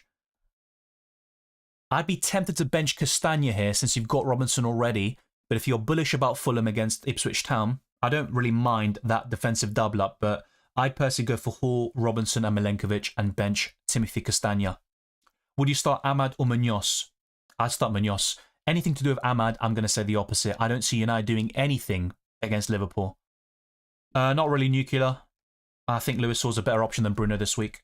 Gordon and Watkins or Isak and Savio? Overall, it's going to be Gordon and Watkins, but I'd go for Isak as well. I don't mind Newcastle offensive double-up. In fact, that's what I'd recommend. Rodgers to Foden, not for me. I think Rodgers offers great value, and having him allows you to go for the Trents of this world, Anthony Gordon and Mbumo/Diaz, maybe Jackson, Isak up front. I'd rather keep Rodgers, to be honest. Very tempted to hit out Semenyo for Gordon now, have the exact funds in the bank to do it. Yeah, I'll be honest, if I had the exact funds to do it, I'd probably just make the move. But in my case, it's probably selling Sarr.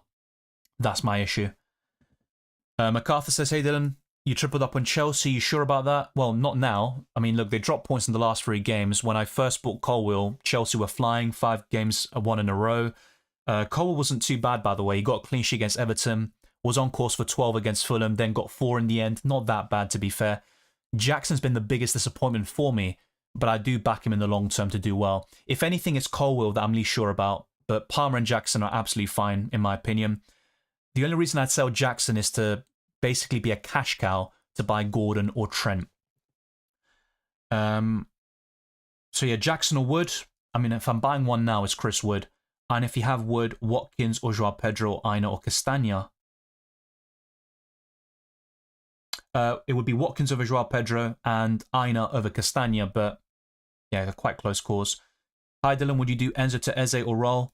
I would not be buying Eze. I think the big haul he got last week was a bit kind of misleading. Now, I had a feeling he'd score against Southampton, and I even had a dream about it, by the way, but I just think long-term Sarr is better. He's been, if you ask any Crystal Palace fan, most of them will tell you that Sarr has been more dangerous. He's playing up front alongside Mateta, and he's been getting the big chances. He should have done something against Southampton. Bench 1 says Bandido, Saliba, Gabriel, Robinson, Trent. I'd bench Saliba. Pedro or Wood? Chris Wood. Enzo or Rodgers? I mean, that's not a question, mate. In terms of this week, it's Enzo because Rodgers is suspended. Long term, there's no contest. Rodgers is a much better option. Swaib says, hey Dylan, any transfers? Raya, Robinson, Gabriel, Colwill, Trent, Enzo, Gordon, Salah, Palmer, Isak, Chris Wood, and bench Fabianski, Strand Larsen, Greaves, Rodgers. It's a very good team, to be fair. Long term, I'd be looking at selling Enzo. It's not a priority, so to speak, and I think Rodgers can cover him very well. I'd also be looking at selling Strand Larsen, despite his brilliant goal against Tottenham. I think Jimenez could work as a short-term punt. Maybe Strand Larsen to Jimenez, start him over Enzo. That could work really well for you. But yeah, that's just one idea. Not a long-term solution, I admit, but it does work for the next 3 to 4 weeks, I think. Morning, Dylan. Start 8 Nuri or Smith Rowe. Happy New Year, by the way. Likewise to you. Enjoy the festivities. Close one, but I'd go for Smith Rowe and chance it on a start against Ipswich Town. Who should I bench for Gordon? Aina, Gabriel, Robinson, Arnold, or Raul? I might say Gabriel here. Yeah, it might have to be Gabriel. Yeah, triple up on Chelsea. Yeah, look, I think right now the best kind of setup for Chelsea is probably 2. Maybe even 1, but look, if you've got a triple up, it's not like you have to sell all of them just yet. Palmer's still, for me, one of the best midfielders in the game. You keep him. Jackson's debatable. I think you only sell him if you need a cash cow. I don't necessarily see Chris Wood, Cunha, and all these other options like Gabriel Jesus as better, but they might offer better value. That's definitely a debate to be had. Yeah, no lineups at the moment, as far as I'm aware, but if anyone's seen anything, let us know in the live chat, put a link. But at the same time, be very careful with where you're getting your news from, because a lot of people can be trolls. I mean, even The Athletic got trolled about Cunha being suspended, although it actually ended up happening. But yeah, there was some good banter, you could argue. So yeah, let's get the likes up to 200. Thank you to those that have done so already. It costs nothing. And also subscribe to the channel. We are very close to achieving 31,000 subscribers. Yeah, we're literally 74 away. So within the next few weeks, we'll be hitting that milestone and ticking off another goal for 2025. And also follow me on X and Instagram. You can find me on Blue Sky nowadays by tapping FPL Dylan. And on the other social media platforms, it's Dylan RCM. Typing any of them will get you to where you want, and you will get all the latest FPL and use your fantasy updates. There's also my Discord server. It's a great community to be a part of. There's also my, I'm forgetting everything I've got now. There is a link to Drafthound, which I'd highly encourage you to check out. But there's also my Patreon and the championships. If you click the join button on YouTube, you can gain early access to my videos, amongst many other perks. And the same goes for Patreon, where there's currently a 20% discount. Spotify is also linked in the description, and there's much more, so check it out. It's all there for you. And let's answer some more questions. We have gone through hundreds already. I don't really count, otherwise I'd probably fear for my own sanity. Start Solanke or transfer him to Wood? Solanke's fine, but I do like Chris Wood more. I think he offers better value. With the extra million, you can do a lot with that money, but that's all circumstantial. You might have your ideal 15-man squad, except Solanke maybe, but yeah, I'd probably go to Chris Wood. But bear in mind, next week he plays Liverpool. I'm looking to bench him in that game week. Ahmad, Sarr, Vandenberg, start 1. I'm tempted to say Vandenberg, actually, but nah, it's going to be Ismaila Sarr. Ismaila Sarr. Hey, Dylan, first of all, Happy New Year. Likewise, mate. Yeah, that's been covered. This is my FPL challenge team. I'll be going for that soon. Oh, yeah, we haven't even gone through all the different screens, but that's a solid squad. Easy 99. So yeah, I've been kind of so locked in for the questions. Let's go for some different screens. So for the FDR, Liverpool are now top. By the way, this is probably wrong. I mean, look, they've got, yeah, Everton and Liverpool have 2 doubles set in. It's going to be 1 double. It's either going to be game week 24 or 25, it seems. But they do have the probabilities in here, which is a good feature. I'm guessing, yeah, look, no, it should be fine. So it's basically saying one or the other should be a double. I think that's fine. Okay, so Liverpool, Everton are top, the 2 Merseyside clubs. Aston Villa, Fulham, and Palace complete the top 5.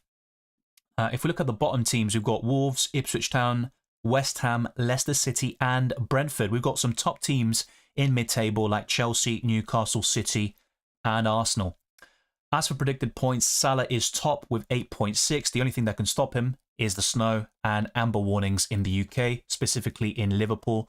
Haaland, Palmer, Watkins, Isak, Son, Trent, Mbumo, Foden, and Ismaila Sarr complete the top 10. So this algorithm is quite bullish on the Palace assets like Ismaila Sarr and Eze. As for projected price changes, let me refresh this. Yeah, Isak, Chris Wood, Hall, Gordon, Imbumo, Jesus, Jimenez, Aina, Robinson, Watkins, all projected to rise tonight. The same goes for Diaz, Salah, Milenkovic, Trent, Martinelli, Gakpo, Kepa Arrizabalaga, Semenyo, Elanga, Sells. Jesus Christ, that's a lot of price changes. As for the price falls, Cunha, Jackson, Estupinian, O'Reilly, Joao Gomez, Rogers, Hudson-Odoi, Saka, Emerson, Mitoma. By the way, Rogers going down in price if he reaches that 100% threshold. I'm actually quite tempted to buy him at some stage, but Gordon is my priority in the midfield. Mazraoui, Veltman, Mario, Jr. By the way, it's a good thing Veltman didn't go down in price yesterday because I've still got him. He is also part of my plans to sell. Pinnock, Baleba, Madison, Son, Ahmad, Joao Pedro, Van Dijk, Kenny Tete, Minter, Anana, Vestergaard, Pope, Smith, Willock, Eric Bonham, Timber. I mean, there's a lot of... Not all of these are going to happen, by the way. It's if they've reached that 100% threshold. If I do a reaction stream tonight, we'll show the updated projected price changes. But yeah, as you can see, a lot of different names in here. Pedro Porro, Fofana, Rob Holding, the Forgotten Man, Matson. Oh my god, this list just keeps on going. Havertz, Almiron, Senesi, Dallo. Yeah, this is never going to end, is it? Oh, it does. Joe Gomez, Rodri is always here, but never goes down in price. And Irving. As for Drafthound, these are their projected player rankings in terms of predicted points over the next 3 game weeks. Salah is top with Isak, Palmer, Haaland, Diaz, Hall, Imbumo, Foden, Trent, and Gordon completing the top 10. And let's actually compare the stats of 2 of the best mid-price midfielders in the game for me, Imbumo and Gordon. I still think long-term Imbumo is the best one. He's just that kind of Mr. Consistent, especially at home. The only downside to him, you could argue, is Brentford are terrible away, and that's why he's only returning 2 away matches this season. But Gordon's the more informed guy. Newcastle are flying, and I think both of them are worth investment. I think if you are investing fresh, Gordon would maybe be the more sensible pick, but I think both of them are excellent choices. I'm looking to build a team with both of them in that midfield. That is my dream, and that's what I had at the beginning of the season, by the way. As for FPL.team, this is what I was originally looking to do, buying Cunha next week and Trent for Veltman and Jackson. But I have to say, I am also looking at something like this instead. So keeping Jackson, we'll keep Veltman for now, and maybe start Colwill at home to Bournemouth. Then again, Veltman against Ipswich Town away isn't too shabby either, but the minutes is always a concern, and Brighton are inconsistent. But I could do something like this next week. Ismail Assar, I'd rather keep against Leicester away. So Semenyo out for Gordon. And then I've got 0.3 million. Well, I need to accrue that price. So 0.3 million. It could be Ryan to Pickford and then kind of set myself up for double game week 24 or 25. I could also do something like Veltman or Colwill to, let's say, a 4.2 million defender. And that would be Castagna or Anderson, but I've already got Robinson. That would pretty much be to fund the Gordon move whilst keeping Sa. But as you can see, there's a few kind of question marks around my team in terms of who do I sell, and then I think I'm quite clear about who I want to buy. In the midfield is Gordon. Defensively, it's looking at Trent. I still like Milenkovic and Aina, but I wouldn't buy them next week against Liverpool. It would be afterwards when they face Southampton. Up front, yeah, I think the main one to buy, I'll be honest, I'm not that infused with the options. Ideally, I'd keep Jackson, but he might have to be a necessary cash cow. Maybe I go to Jimenez. Gabriel Jesus is a shout, but I'm not that keen on going there. And the other one would be Gakpo, of course. But yeah, look, there's a few different options. I'm kind of more set on who I want to buy in the other areas. So in goal, defensively, and in the midfield, I'm quite set on that. But up front, I honestly would rather keep this front free for as long as possible, but it might not be the case. So as you can see, I've got a few issues to kind of work around with. It's probably between Gordon or Trent to buy for next week. That's kind of my current plan. And a lot is still up in the air. I'm going to do a quick poll now and see what you lot think and go back to my FPL team. Before I do that, I'll show you my FPL challenge squad very quickly and then go back to it once the deadline has passed. So, yeah.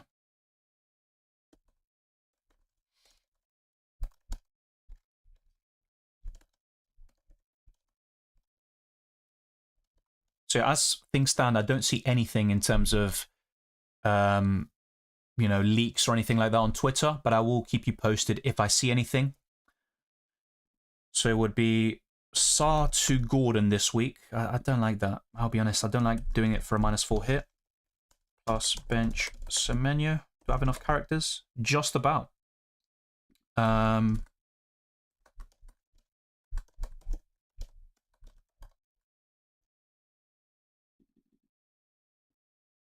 going to do that for now, that little poll.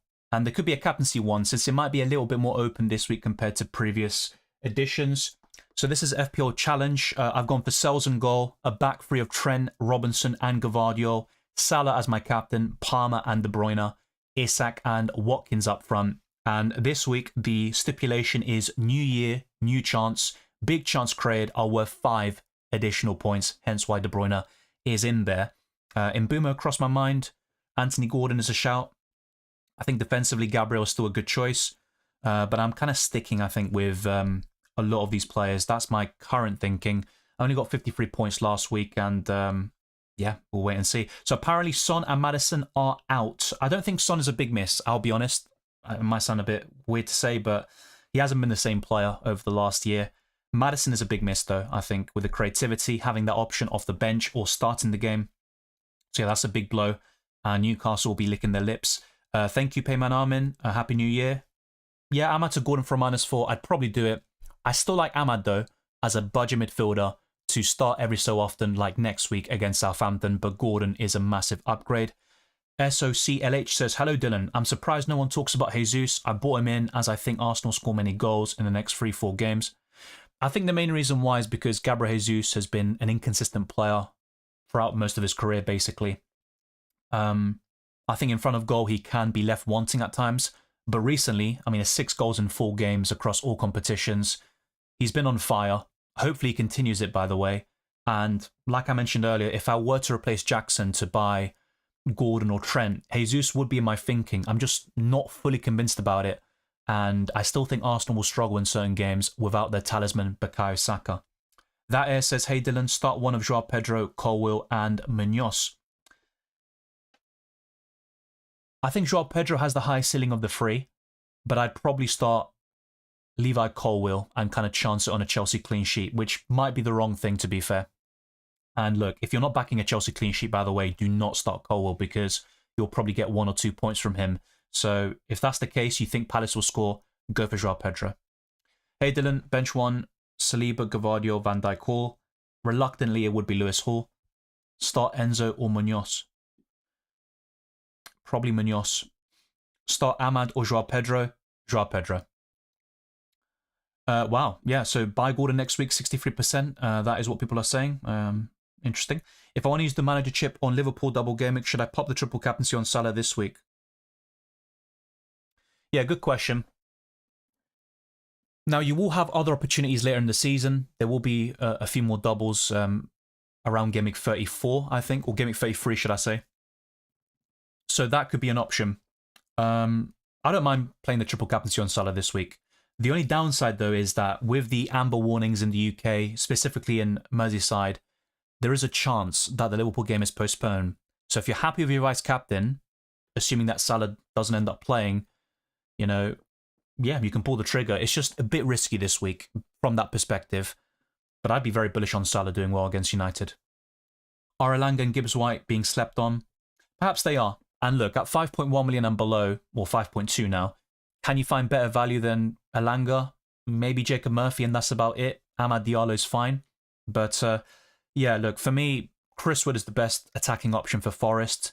He'll score the bulk of the goals and get the majority of the big chances. I do think of Elanga, he's kind of nailed on now, or he'll start most games, but that won't be the case in the future, or at least it's not guaranteed. And you also look at the defender options like Milenkovic, Nico Williams, and Aina, who goes without saying, Sells in goal. And you've got Liverpool at home next week. So as long as you've got the squad depth to kind of compensate for that, yeah, Gibbs White and Elanga are absolutely fine. Gibbs White is a bonus points machine. His output is fairly inconsistent, though. I'd rather go for Elanga out of the 2. But yeah, for me, it's going to be Chris Wood. And hold Jackson if possible. Yeah, so I get your question then. So sell Jackson to Chris Wood, or maybe buy a Forest midfielder from that perspective, I'd rather buy a Forest midfielder, but Jackson is a potential cash cow for a lot of people anyway. So yeah, look, we don't know that for sure yet. I don't think the game will be postponed. I think it goes ahead, but there is a chance that it happens. Yeah, Havertz is fine now. He was only ill. Thank you to Steparky, and thank you, Michael Donnelly. I appreciate it. Keep up the good work. Likewise, mate. Start Sells or Kepa? Sells. Cons out for Robinson or Jackson out for Wood? I'd go for Robinson. Sell Semenyo for Gordon? Yeah. Oh yeah, I forgot about the snow. Good call. Look, I personally think the game goes ahead, but it might look even worse tomorrow where it becomes a red warning. In that case, yeah, the game is going to be called off. The weather can be volatile in the UK. So look, it's just a slight concern. If I had the triple captaincy, I'd personally be saving it for 24 or 25 and then use the assistant manager chip later in the season. It could even be in the last 3 or 4 game weeks of the campaign. So that's kind of my take on it. Robinson, Castagna, Sarr, Cucurella, bench 1. I would look to bench... It's one of Cucurella or Sarr for me. I'd probably bench...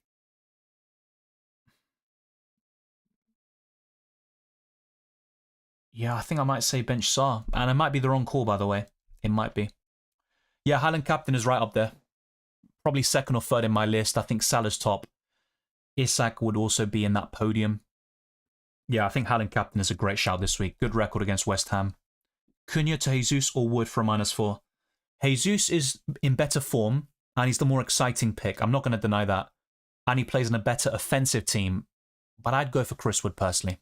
And that's what I've done myself. Likewise, just to Parky, Happy New Year. Vice captain Isak or Palmer. I've changed it to Isak. Based on all the injuries and illnesses, it looks like Maddison and Son are out. That's confirmed. I'm holding Cunha. Yeah, that's fine. Absolutely fine. And I look at the other options up front. There are plenty, but no standouts apart from Isak. So, yeah, I think Cunha long-term is a nice hold. Start Munoz or Mikalenko. I have Henderson as keeper. The thing is with Munoz, he's got more avenues to points. And then with Mikalenko, he'll keep a clean sheet when you least expect him to. I think in this case, I'd go for Mikalenko. Sell Martinelli for Gordon for free? Yeah, I'd do that. Drafthound is recommending Hall over Gabriel to start. I don't really blame them for that. I think Hall's got more possibilities of getting an assist. I'd personally favour Gabriel. I think Arsenal have a better chance of a clean sheet, but yeah, I think it's a close one. It's almost 50-50, and Hall has been in better form. But I'd go for Gabriel personally. Yeah, I think Jacob Murphy will start. I'd be surprised if he was benched. Timber to Robinson or play Burn and roll?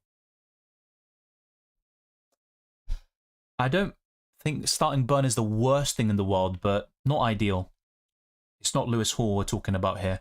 But I'd only sell Timber to Robinson if you got another Arsenal defender or Raya in goal, because I think they've got the best defence in the league.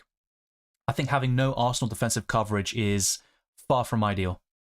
-4 to take out Son, yeah, because it's Arsenal away next week. And look, Son scored a brace at the Emirates last time out, but he's arguably dropped off since then. Yeah, I think Jackson starts. Happy New Year, Nuclear Ums. Keep up the consistency. Thank you very much. Play start Castagna or Quansah. Castagna. Yeah, I think I'd go for Castagna. I mean, Quansah should start, of course, but Konate's also knocking on the door. I think Konate probably starts the next Premier League game, if anything, but yeah, Castagna. Play Joao Pedro or Dean? I would go for Joao Pedro. Who should I start, Enzo or Colwill? Or take a hit and bring Gordon Diaz for Enzo? I'd start Colwill over Enzo, but I'd personally take a hit for Gordon and start him. In my case, it's a bit different because if I want to buy Gordon for a hit this week, it would have to be Sarr out.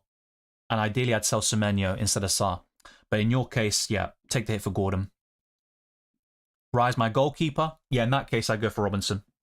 Timber's fine, but I'd do that transfer. Welcome, Harry. Happy New Year as well. Start Sarr or Semenyo? Semenyo. Currently on Sarr as I have Pickford. I get that. I get that. Sometimes I just start all of the players that are facing each other. So like 2 weeks ago, I started Veltman and Bumo and... who's the other one? Joao Pedro. And of course, 2 of them blanked, but I did get the clean sheet from Veltman. He was the kind of like most likely to be benched, but I still started him. And yes, look, sometimes it can backfire. I get your logic, but yeah, I'd go for Semenyo. Bench Semenyo for Milenkovic. Close one. I'd probably start Semenyo. Arif says, which 2 should I start out of Sarr, Pedro, and Gabriel? I'd favour Arsenal more than Brighton here, although not by much. So I'd start Gabriel. I'll be honest, it's probably another case of start both of them, so Pedro and Gabriel. Sarr would be at the bottom of that list personally. And look, I would not be surprised if Sarr does return this week on my bench. It's kind of like part and parcel of FPL. Gali says, hello Dylan, please start one between Mykolenko, Munoz, Sarr and Mateta. Out of those options, it's very close. I'd maybe consider starting one of your Palace attackers. I think based on recent form, you'd probably say Sarr here. But Mateta against Chelsea, yeah, he could score. Which games are getting called off? There's no guarantee a game is being called off, but there are talks about the Liverpool-Man United game being postponed. It's not set in stone. It all depends on the weather. Mykolenko to a Villa defender? No. Mykolenko doubles fairly soon, maybe in Gameweek 24-25. Everton are better defensively than Aston Villa. I just don't think there's any upside to it. Sells or Kepa? Yeah, sells for me. Thank you very much, Sai. And thank you, Harry. Nuclear Adams says, was it wise for me to keep Bruno and get Wood in Bumo? Greaves in for Cunha, Enzo, Timber -8. Yeah, look, good transfers overall. I mean, buying Greaves is purely for budget reasons. I get that. Yeah, it's aggressive. I do like Cunha long-term and Timber, but I see why you've done it. Yeah, I'm not sure if it's wise or it's a bad decision. That remains to be seen. I mean, look, it's going to be like an outcome bias. But yeah, look, I think they're good transfers overall. I'm just a bit concerned about selling Cunha and Timber. I think they're good long-term assets. So yeah, back to my FPL team, and we'll talk about FPL Challenge more so later. Start Sarr or Colwill? I think it makes sense to start Sarr. I get that. He's got more upside than Colwill. Yeah. It's probably Sarr. It is probably Sarr, to be fair. I did say, you know, Colwill's probably more likely to get a return, as in through the clean sheet, but Sarr's ceiling is higher. I do think Chelsea concede, so yeah, I'd probably go for Sarr. I do think it's probably worth it. Livramento starts. Makes sense with Trippier potentially injured again. Best vice-captain, I'm probably looking at Isak here. Depends on who you have, of course. I think Haaland's another one. -8 to take out Maddison. Current benches, Ahmad, Maddison, Rodgers. Yeah, I probably would.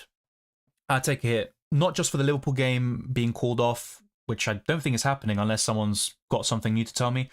But yeah, Maddison to Gordon looks great. -4 for Gordon in for Enzo and play him as I'm currently having to play Enzo.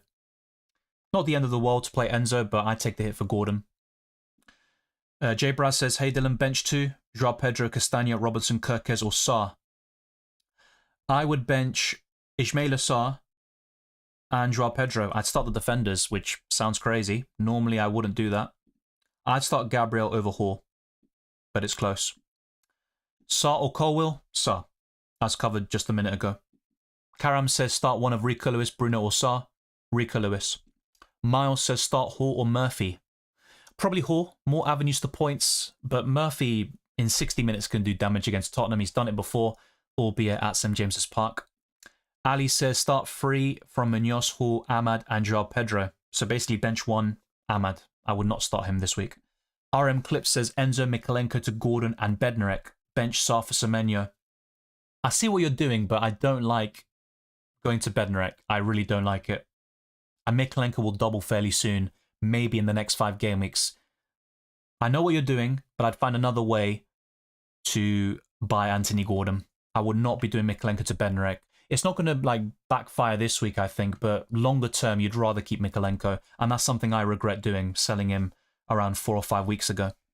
Ahmad to Gordon and Jackson to Delap, a good move. Look, Delap can be a handful sometimes, but I think he'll be inconsistent. He's a young player. Ipswich Town can sometimes struggle to score goals. I know they do pose that attacking threat in most matches. In fact, they only failed to have a shot on target in one Premier League match this season, and that was at the Emirates. But yeah, I'm not a big fan of selling Jackson. I know what you're doing. I might have to be open-minded and forced to sell Jackson to fund Anthony Gordon or Trent myself. But at the moment, I'm probably going to say no. I'd rather go for Jimenez over Delap, by the way. Not really, Jack. It's a good bench, to be fair, but I wouldn't sell Fabianski and then bench boost. You'll probably find a better bench later this season. That's the way I look at it. Yeah, Odegaard to Gordon. No need to overcomplicate it. I'd just make the move. Play Robinson or Joao Pedro. Robinson. No, that's why I don't want to sell Sarr, but I want Anthony Gordon, and I should have bought him last week. But no, I want to keep Sarr, and I want to sell Semenyo next week, and I might make early transfers tonight.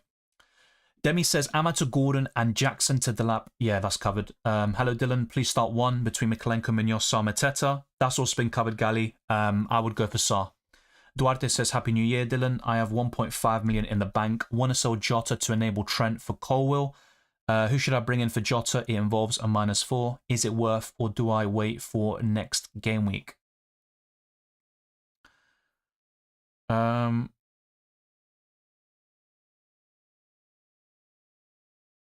Yeah. I'm not so sure. You might have to wait another week for this sort of move. But if you need to go cheaper than Jota, that kind of rules out Mbumo, Gordon, and Diaz. You might be looking at Ismail Assar still.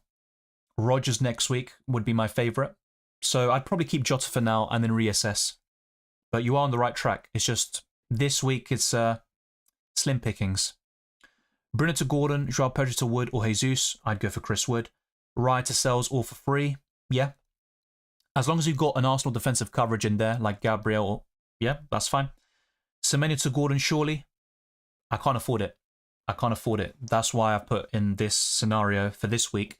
It would have to be Sarr for -4, and that's the reason why I'm not going to take the hit for Gordon, which I would have done if Semenyo to Gordon was a possibility this week. It's just not worth a -8 for me to do something like Veltman to Robinson, or Robinson to Castagna, and vice versa. So Jota, Semenyo, Jackson start 2.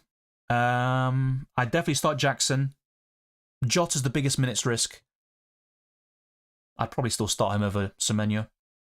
Play Sells or Sanchez. I'd start Sells and bench one of the other 4. Probably Colwill here. It's between him and Larson. I'm probably going to bench Colwill. Yeah, I think Gakpo starts, but not a guarantee he'll start every single game. Start Van Dijk or Gabriel. I think this week it'll be Van Dijk. Joao Pedro, Evanilson to Wood, and Cunha to Isak -4. Yeah, Evanilson I think is the one I'd rather sell long term, but this week I think he outscores Joao Pedro, or he's got a better chance of hauling at least. So yeah, if you're looking long term, it's Evanilson out to Chris Wood. Yeah, Cunha to Isak -4, absolutely fine. I'll be honest though, what you might want to do is actually just keep Evanilson, start him this week, sell him to Wood in Game Week 22. Yeah, Watkins is a good captaincy shout, but with no Morgan Rogers there, that's a big blow for Aston Villa. And I think Leicester will park the bus if they do what they did against Liverpool. And I don't think they'll do it to the same level. I think they'll show a bit more attacking intent. But yeah, it could cause some problems for Villa. Iwobi or Hall, appreciate your content. I'd probably play the fixture and go for Iwobi. But Spurs are there for the taking. They really are. Lewis or Enzo? Lewis. Liam Campbell says, Hey Dylan, I have no Newcastle and want some cover. Would you do Cunha and Odegaard to Isak and Murphy for a -4? Or just do Odegaard to Gordon for free? I'd take the -4 hit and buy Isak. I think he's the best forward in the game. But Odegaard to Gordon is a great shout. And I do like Gordon. Long term, I'd rather go for Gordon than Murphy. And I've always said that. But yeah, amongst budget midfielders, I think Murphy's one of the best ones. Semenyo to Gordon, yeah. I'm going to do that transfer, I think, next week. I don't see myself keeping Semenyo for very long. So yeah, we are now literally seconds away from locking in. So be sure to get everything sorted. The deadline is at 11 AM UK time. Starting a back 4 of Gabriel, Kirkers, Robertson and Hall instead of taking a -4. Considering Cunha and Rogers are suspended, that's fine. Ideally, I'd keep both of them anyway, especially Rodgers, so I don't think you made a bad call. Thank you, Darius. Happy New Year to you as well. Start Mateta, Joao Pedro, Bruno, or Semenyo. I'd go for Semenyo. Start Jota or Semenyo? Jota. Start Sarr or Semenyo? You can see it through my team. I'm going for Semenyo. Bench Hall or Cucurella? I'd rather bench Cucurella. Start Evanilson or Van den Berg? Evanilson. Yeah, I think Murphy starts. He'll probably play 60, 70 minutes. Good luck, Gary, and everyone else. Bench Munoz or Sarr? I mean, Munoz has more avenues to points, but I'd rather bench... I think I'd rather bench Munoz. Thank you for Farna for the super chat and also for becoming a new member. I'll be gifting 5 more memberships very soon. All the best this game week likewise, and we have hit our super chat goal, so that means the stream will be going on for even longer. Oh no. Newcastle League lineup: Dubravka, Livramento, Botman, Byrne, Hall, Bruno, Tonali, Joelinton, Murphy, Isak, Gordon. Yeah, we'll wait and see, because I don't want to, slander anybody, but I have heard that he's gotten things wrong before. But then again, he has gotten a few things right, to be fair. But yeah, Botman is back in. Obviously, Fabian Schär is suspended. Interesting stuff there. The rest is what you'd expect. I really hope Anthony Gordon goes quiet today. Yeah. I'll buy him next week, though. If Gordon does really well today, I can't really see myself resisting the temptation to go back to him again. Bench Bruno or Enzo? I would have benched Bruno. Should I start Leno or Sells, Dylan? I would have started Sells here, but close. Best timing to buy Trent in time for the double, which is probably Game Week 24-25. Ideally, it's probably after the Forest game. I think Forest can cause some problems there, so probably Game Week 22. Ahmad or Joao Pedro? Joao Pedro. As I said before, anything to do with Ahmad, I'd say bench him this week. And I like him. Very good player. He's got a lot of potential, but against Liverpool, nah. Eze or Gordon? I'm talking about this week, long term. The answer is going to be the same. Anthony Gordon. Do you think Newcastle beat Spurs? Yeah. We'll talk about predictions very soon. Yeah, Sanchez will start in goal for Chelsea, I think. Pedro, Semenyo, Mikalenko start 1. Semenyo. That's been covered. Pedro, Semenyo, Mikalenko start 1. I mean, it's all kind of volatile. It's all futile because the deadline has passed, but I would have started Semenyo. We are locked indeed. Good luck, Weiseng. Buy one of Hor Aina. Well, when you also consider form and fixtures, maybe Lewis Hall is the best one to buy. And I definitely wouldn't buy Aina now for Game Week 21 against Liverpool. So, yeah, it all depends on timing. If I'm buying a defender in Game Week 22, then you probably kind of go for the immediate returns against Southampton at home for Forest. But yeah, it's probably Hall. Good luck as well, Barbary. Best FPL challenge picks, we'll go through that now.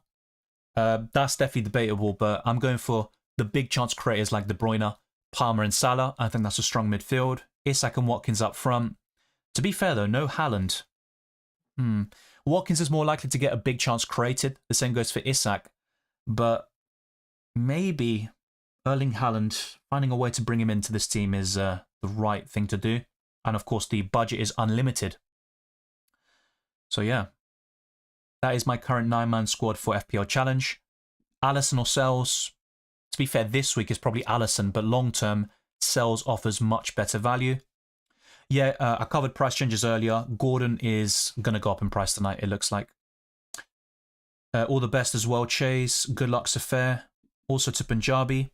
Darius says, I meant to say bench one of them. What was the question again? I know the deadline's passed. Where was it? I'm pretty sure I did go for it, didn't I? I'm not sure what it is. I think I've lost it in the sea of messages right now.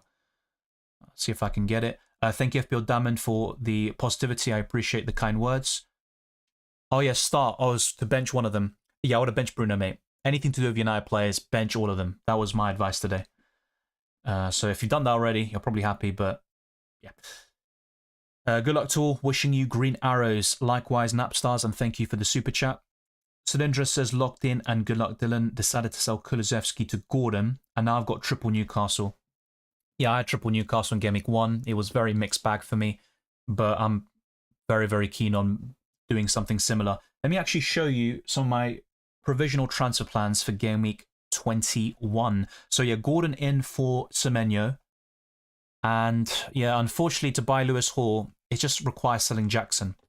I have to make a sacrifice somewhere. Does that mean selling Mbeumo next week against City, and then he's got Liverpool? Do I sell Jackson?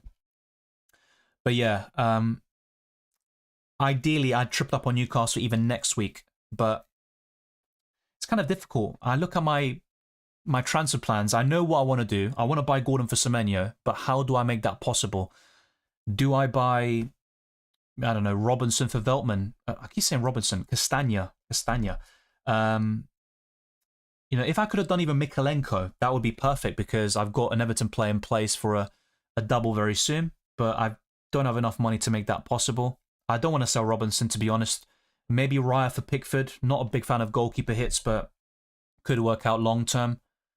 Yeah, it's just not looking great. But if Gordon plays really well today, even if he doesn't return but plays well, I think he's going to come in for me. But I'm also looking at Trent, and originally, if I show you very quickly here, maybe we can compare them. So let's bring up my original plans. Oh, it's been reset, hasn't it? It's been reset. Let's see. Okay, yeah, so for Gameweek 21, I could buy Cunha or Gabriel Jesus or Jimenez, and then also buy Trent at the back for Veltman. It does say I'm 0.1 million over budget, but I believe that isn't the case. Let me actually go through this now. So Veltman out for Trent, and then Jackson to Cunha.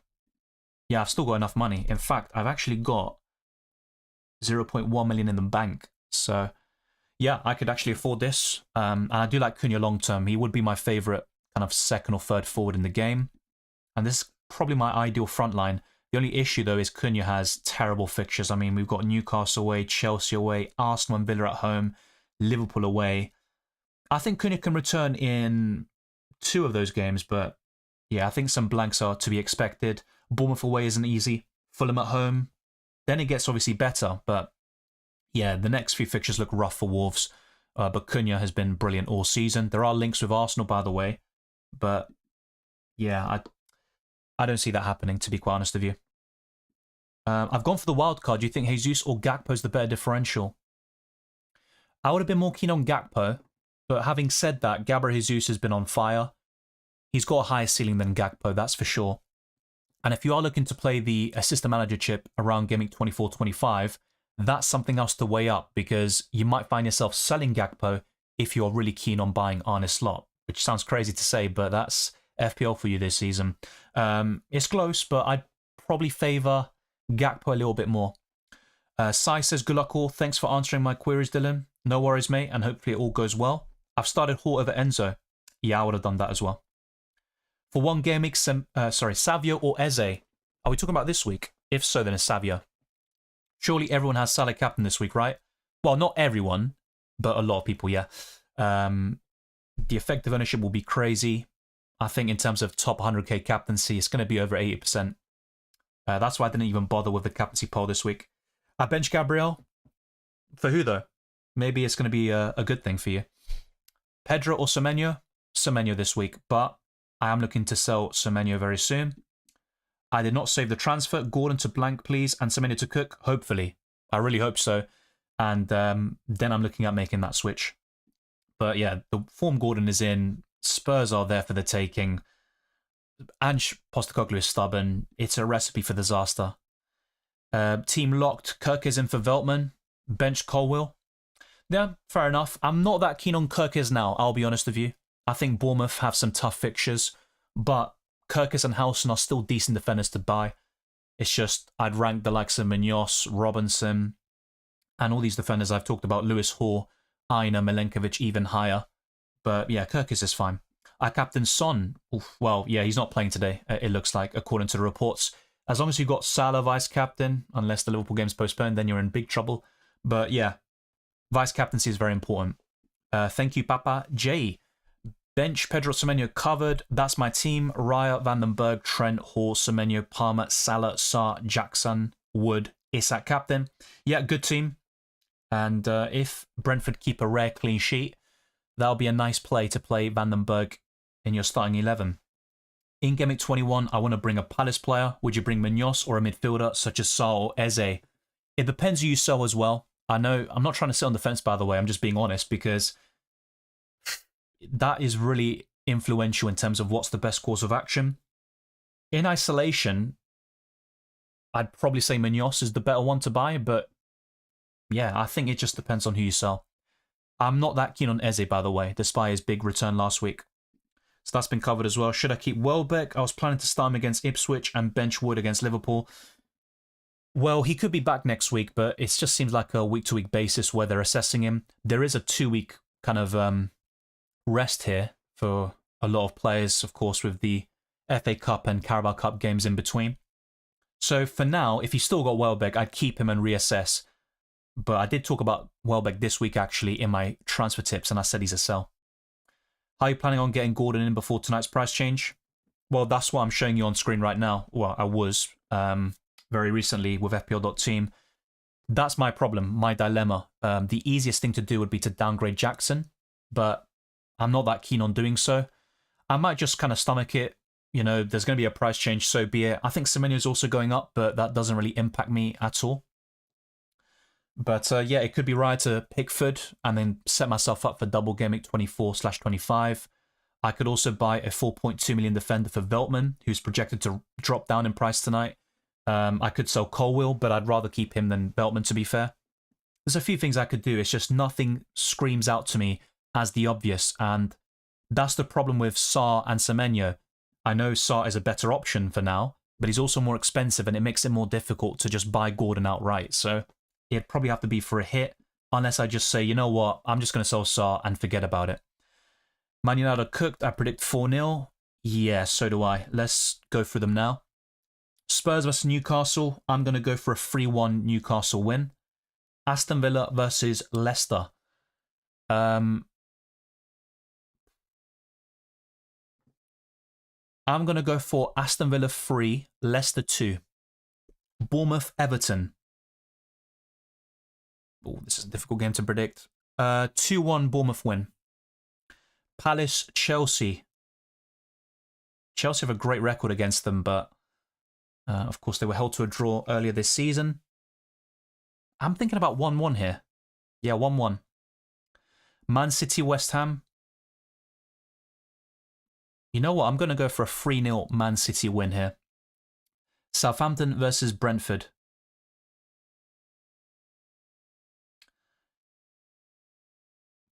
This is a close one. I think Southampton score. I'm going to go for a 2-1 Brentford win, but I would not be surprised if Southampton get points here. Brentford have been terrible on their travels.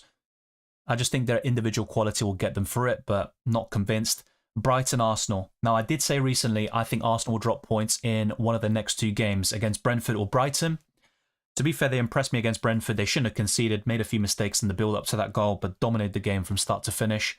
Second half was brilliant in the first 5-10 minutes with those quick-fire goals. I still think Arsenal could drop points here against Brighton. I hope that's not the case, but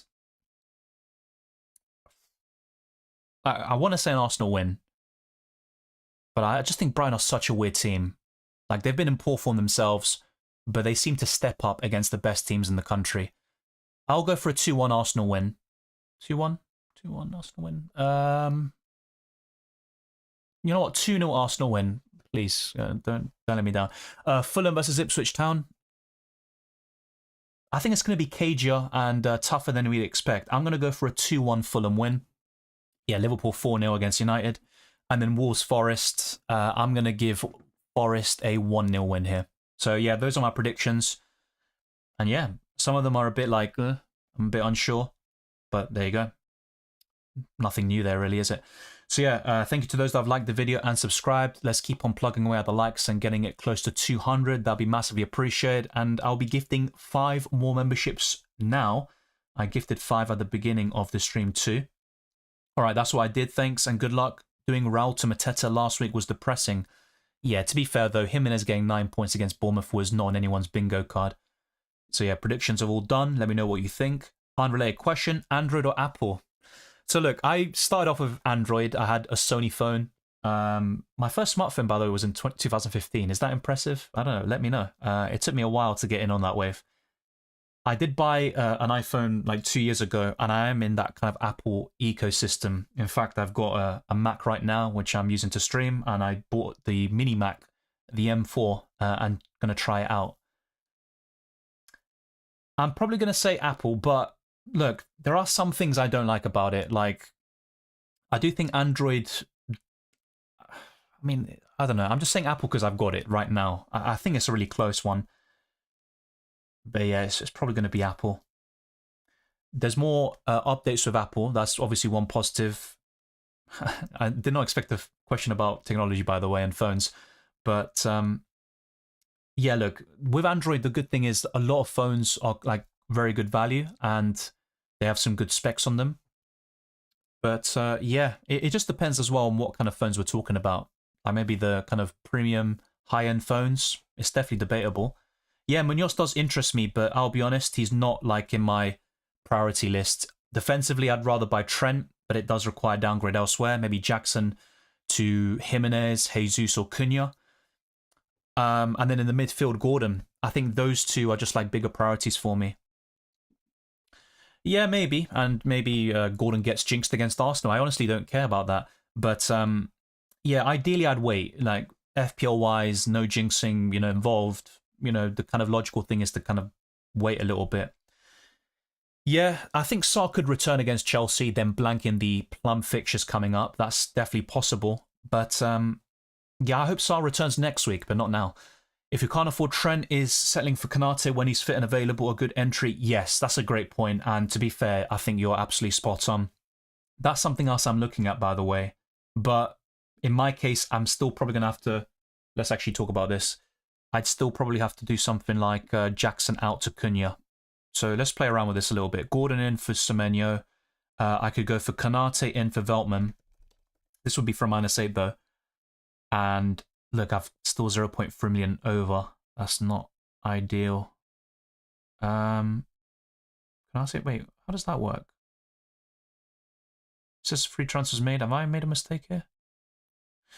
Let's reset this and go again. So yeah, that's Gameweek 21. Okay, so yeah, Sarr in for Semenyo. To be fair, I'd bench Chris Wood. And then yeah, Semenyo to Gordon. So yeah, budget's going to be a big concern here. Veltman to Konate. And then yeah, 0.9 million needed. Then Jackson to Cunha. Or Jesus, he's still an option. Jimenez, they're all good shouts. I think long term, if I'm like looking beyond the short term pain of Cunha, I'd really like these set of moves. But it is a -8 hit, which is far from ideal. But yeah, that looks pretty decent actually. Yeah, and to be fair, Konate I don't need to bring in this week. I could just start Cole, Gabriel, Robinson, and then buy Konate next week. But that looks pretty good. Yeah, I think for those that haven't invested in Liverpool defensively yet, it might be worth waiting for Konate. The only downside to him is the injury problems. But if he stays fit, I think he offers better value than Trent, for sure. Brian, Arsenal ends as 0-0. Hopefully not. I think there's always goals in the Arsenal-Brighton games, to be fair. I can't remember the last time there was a goalless draw between them. It might have been, around 2021, 2020? Palace-Chelsea, Desmond 2-2. Yeah. Brighton 1, Arsenal 2. City 3, West Ham 1. A lot of predictions in the chat. Why don't you bring Gordon for Mbeumo? Because Mbeumo is really consistent and he's got Southampton away this week. It makes no sense for me to have kept Mbeumo for this long. And he's been quite good for me, by the way. 3 returns in his last 5 and then sell him when he's playing Southampton. So I'm actually quite happy to keep Mbeumo. But there is definitely a debate about which player I should sell to facilitate Gordon or buy Trent and all these different players. Yeah, there is a world where United beat Liverpool. Probably on a PlayStation, virtual reality, or just a different universe. But look, football's a funny game, isn't it? If it was at Old Trafford, I would give United a chance, but Anfield, I'm sorry, but the chances, it's literally, we're talking about a miracle here. Decided to go with Watkins as my captain instead of Salah. Well, good luck. Maybe the potential postponement of the Liverpool game will help you there. Selling Sarr for Elanga may help you, plus Elanga's in good form. That's a great shout, to be fair. I'm less keen on that myself because I've got Chris Wood, and for me, Anthony Gordon is the kind of priority. But what you say could definitely work. I'd rather sell Semenyo, though. I could do Sarr to Gordon, by the way, and that, for me, is like a great transfer. But I bought Sarr for a reason. I do have a bit of faith in him, and he played very well, or at least he was very threatening against Southampton, but it just didn't come out for him. Let's see what else we've gone for. So 2-1 Brentford, Safir says. 3-1 Arsenal, says Obafemi. King says 3-1. I wonder what prediction that is. Liverpool 7, United 0. It's happened before. Memory flashback will come back, says Easy99. Wolves 1, Forest 2. United 3, Liverpool 1. There would be some shocking results this game week. Yeah, it's possible. I mean, there's always like a shock, isn't there? Newcastle 3-0, Villa 3-1, Bournemouth 1-0, Palace 2-1, City 3-2, Southampton 1-0. I wouldn't be surprised by that, to be fair. Arsenal 2-0, Ipswich 2-1, United 2-1, and Wolves, Forest 2-2. What are your thoughts on Mbeumo and Semenyo to Gordon and Rodgers tonight before the price change? If Gordon increases in price, I won't be able to afford him. As much as I like Mbeumo, I'd probably pull the trigger. I think as a duo, Rodgers and Gordon is stronger. And Semenyo has returned against some of his upcoming opponents, but yeah, I'd rather sell Semenyo, to be fair. Nokia 6110 all day long. I don't think I've had a Nokia before. I had Samsung like back in the day and a Sony, maybe a Sony Ericsson. I can't remember what I really had. I might have had a Motorola. Yeah, I think I had a Motorola at one point. I can't really remember. But yeah, like that's definitely debatable. I feel like a non-FPL Dylan Q&A would be fun. Yeah, look, I mean, we technically do have them in a lot of these streams once the deadline has passed. So yeah, I'm all ears for it. There are pros and cons for both, agreed. Yeah, look, I'm not a fanboy of any of them. You know, some people would like take it too seriously. I don't really care. I just buy what I feel is the best product for me in terms of value. And yeah, at the moment, I've just gone for iPhone and Apple. I'm a Liverpool fan. I know they're in great form and United are trash right now, but something just tells me United could and might pull off something funny here. Well, look, if Arsenal were to win today and Liverpool drop points tomorrow, which is two big ifs, especially the United one, yeah, the title race would be on, but I think Liverpool win comfortably. It might not be 4, 5, 6-0, but they get the job done. Yeah, I think double, triple Newcastle is absolutely viable. You've got Wolves at home next, and you've also got Southampton away very soon. Decent fixtures overall, great form. I'm also looking to sell Semenyo to Gordon, but not sure where to get the extra funds from. Yeah, I think Mizraoui. He looked better at the beginning of the season in terms of performances and FPL value.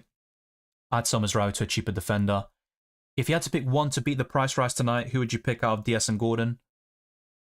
As in, who would I rather? Or, yeah, because if it's like, who do you think would beat the price rise? Maybe Diaz because of the, you know, weather warnings and stuff, putting people off. I think a lot of people will invest in Gordon now. Son is benched. Yeah, he's not in the starting 11. I think he's ill. And either way, he's not been good recently.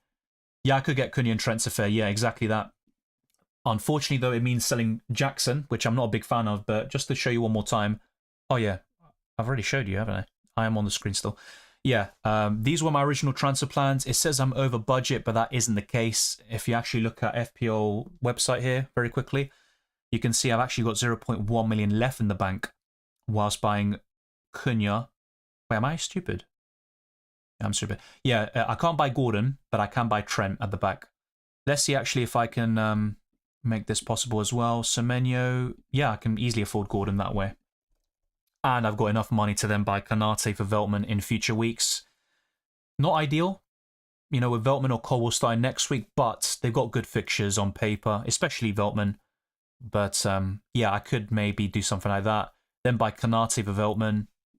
Looks pretty good, actually. It's just a shame I can't keep Jackson. I'd love to do that. I really would. Kanate could be a decent entry point for me in that Liverpool defence. But yeah, there's so many different ways of playing FPL, a lot of different transfer plans, and nothing's clear-cut. I know who I want, but how to get there is the big question mark. But yeah, Cunha, not maybe the most secure pick when you look at his upcoming fixtures. Go Jesus and then swap to Cunha around Gameweek 27. Yeah, probably. It's just, I've made some aggressive moves recently for hits, and it just hasn't really paid off. Mbeumo's the third best midfielder, not a sell for me. Yeah, I think he's the third best as well, even over Gordon. Although, if you're investing in fresh, you might debate that. Yeah, look, if you've got Son, I think he's quite clearly a sell. The fixtures coming up, I mean, there is a fixture swing soon for Spurs, but he's just not worth the money. My Murphy punt starts, hope he haws. Yeah, I like him at that price. He's good value. I predict Salah's shirt comes out against United. Hopefully not. I feel like United will park the bus with Ahmad moving to wing back and Xerxes, Højlund and Bruno up front.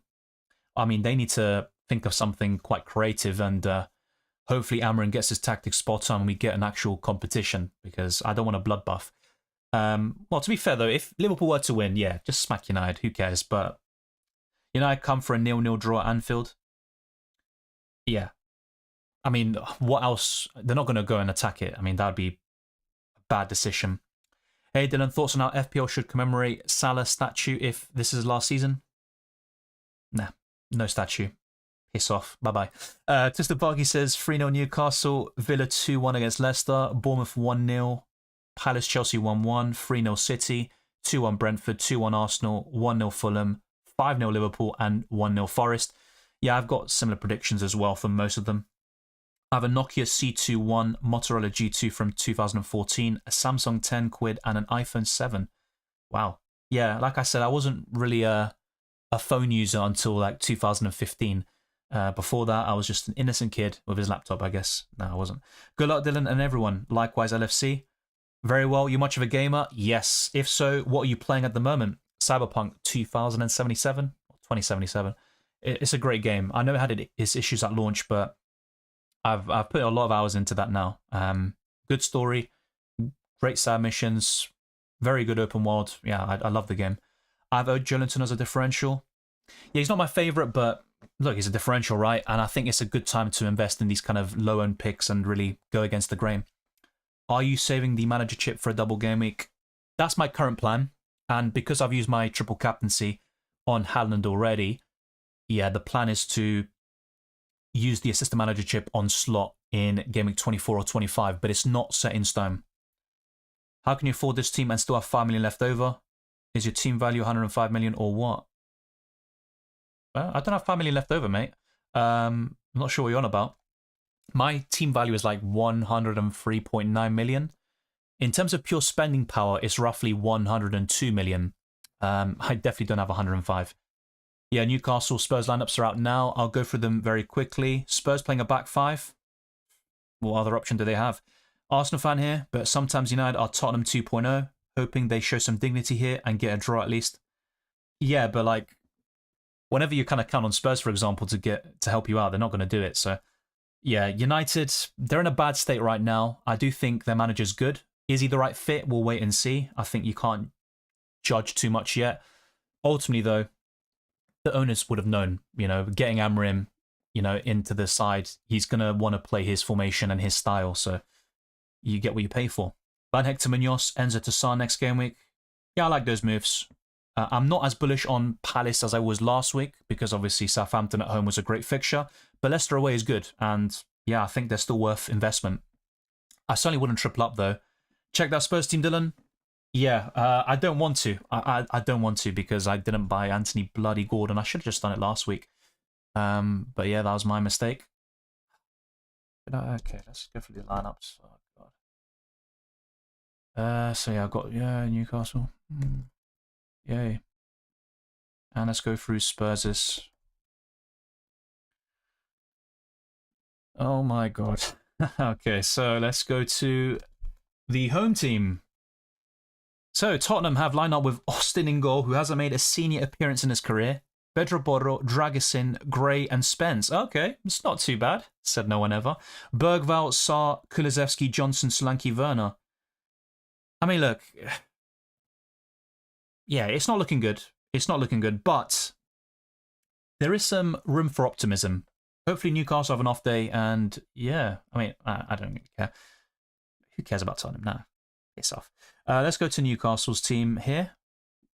Let's bring them up. So yeah, we covered that earlier. It looks like Will was correct. So yeah, Dubravka in goal. Botman is back for the first time in many months. Joelinton, Tonali, Gordon, Isak, Hall, Livramento, Murphy, Byrne, Bruno Guimaraes. Yeah, strong team by Newcastle. Pretty much their strongest 11 bar Fabian Schär and Nick Pope, you could argue. But yeah, look, I think Spurs will score. I think they can still create chances, but they're going to concede a lot of goals, I think. And Newcastle will be yeah, we'll be on fire, I think. So those are the lineups. Let's forget about that for now. And let's go back to your questions. Let's get the likes up to 200. Thank you to those that have done so already. And let's go through the other stuff here. Price drop projected for Cunha as well. Easier to afford. Yeah.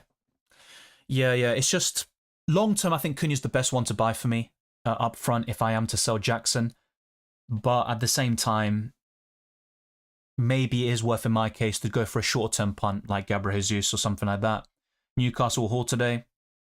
The thing is with Spurs, sometimes they surprise you. Like, no one thought they'd go to Man City and win 4-0. They obviously smacked Southampton 5-0, which somewhat surprising, I guess, the way they did it in the first half. Ange moving like Lily Phillips, says FPL Diamond. Can you give me an early opinion over who to start for the next 2 game weeks? 2 out of 3 of Timber, Munoz, Robinson. I'd probably bench Timber out of those 3, actually. Spurs have their 3rd goalkeeper. Glad I kept Mbeumo, says Twisted Parky. Yeah, same here, but we'll wait and see. If Brentford end up losing the game and not even scoring, that will be a different story. Can we say that players like Cunha and Mbeumo are worth their price as they tend to score irrespective of their opponents they face? Without a shadow of a doubt, yeah. And that's why I'm looking at buying Cunha to fund a Liverpool defender like Konate and Anthony Gordon. Hi Dylan, started planning for the Assman chip already. Going to need potentially 1.5 million from somewhere. Yeah, there's a lot of big debates to be had, and that's where Jackson might be my sacrificial lamb, so to speak. Shouldn't be saying that term. Just to clarify, with all those fans, I'm not a drug dealer, says Twisted Parky. Very nice, says Greg Best. It's evolved into a truly amazing experience now. I'm hooked on Balatro at the moment. Oh, Balatro, I haven't heard of that. Pardon my ignorance. Let me have a look. Is that... Oh, a mobile game. Yeah, I don't really play mobile games, to be honest. Recently, I've been back on OSM, which is like Football Manager, but obviously much more casual. Yeah, I'm also playing Elden Ring, but that's kind of like put to the side. I'm focusing more on Cyberpunk. And yeah, I've got a long list of games to get through, to be fair. I always do, but I'm getting through them. Currently, I have a Google Pixel 9 Pro, but I've owned Sony Ericsson, Sony Xperia, Motorola, Samsung. Yeah, I had a Sony Xperia as well. That was my first phone. My first mobile was a Siemens M3 5i 2001. Yeah, look, I did have mobile phones before, just to make it clear, but as a smartphone, 2015 for me. Prioritize triple captain or a system manager chip for the upcoming double game week. Probably triple captain. Chelsea beat Palace 3-1 last season. I think they get some goals. Yeah, slightly different circumstances here, though, you could argue.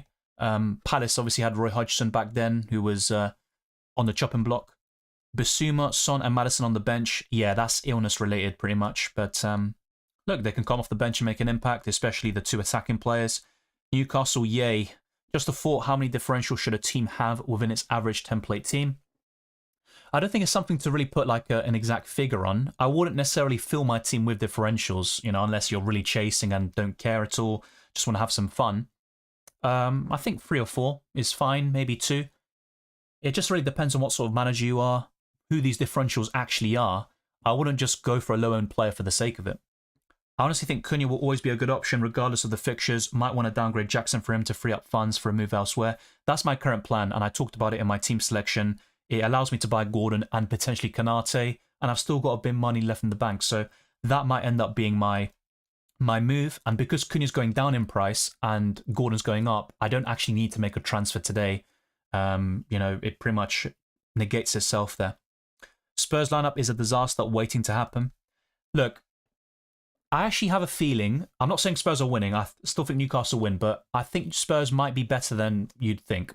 Let's wait and see how badly that ages, maybe in today's reaction stream or tomorrow. I benched Hall, sad, we shall see. Yeah, look, I've said this all stream, we kind of know that Spurs are down to the bare bones in certain positions, and certain players are ill. So I'm not too surprised by their lineup. In fact, it's slightly better than I expected, to be fair. But, yeah, with Lewis Hall, is he going to keep a clean sheet? It's possible, but I wouldn't count on it. Do you think United are in a worse position now than Arsenal were in the late 2010s?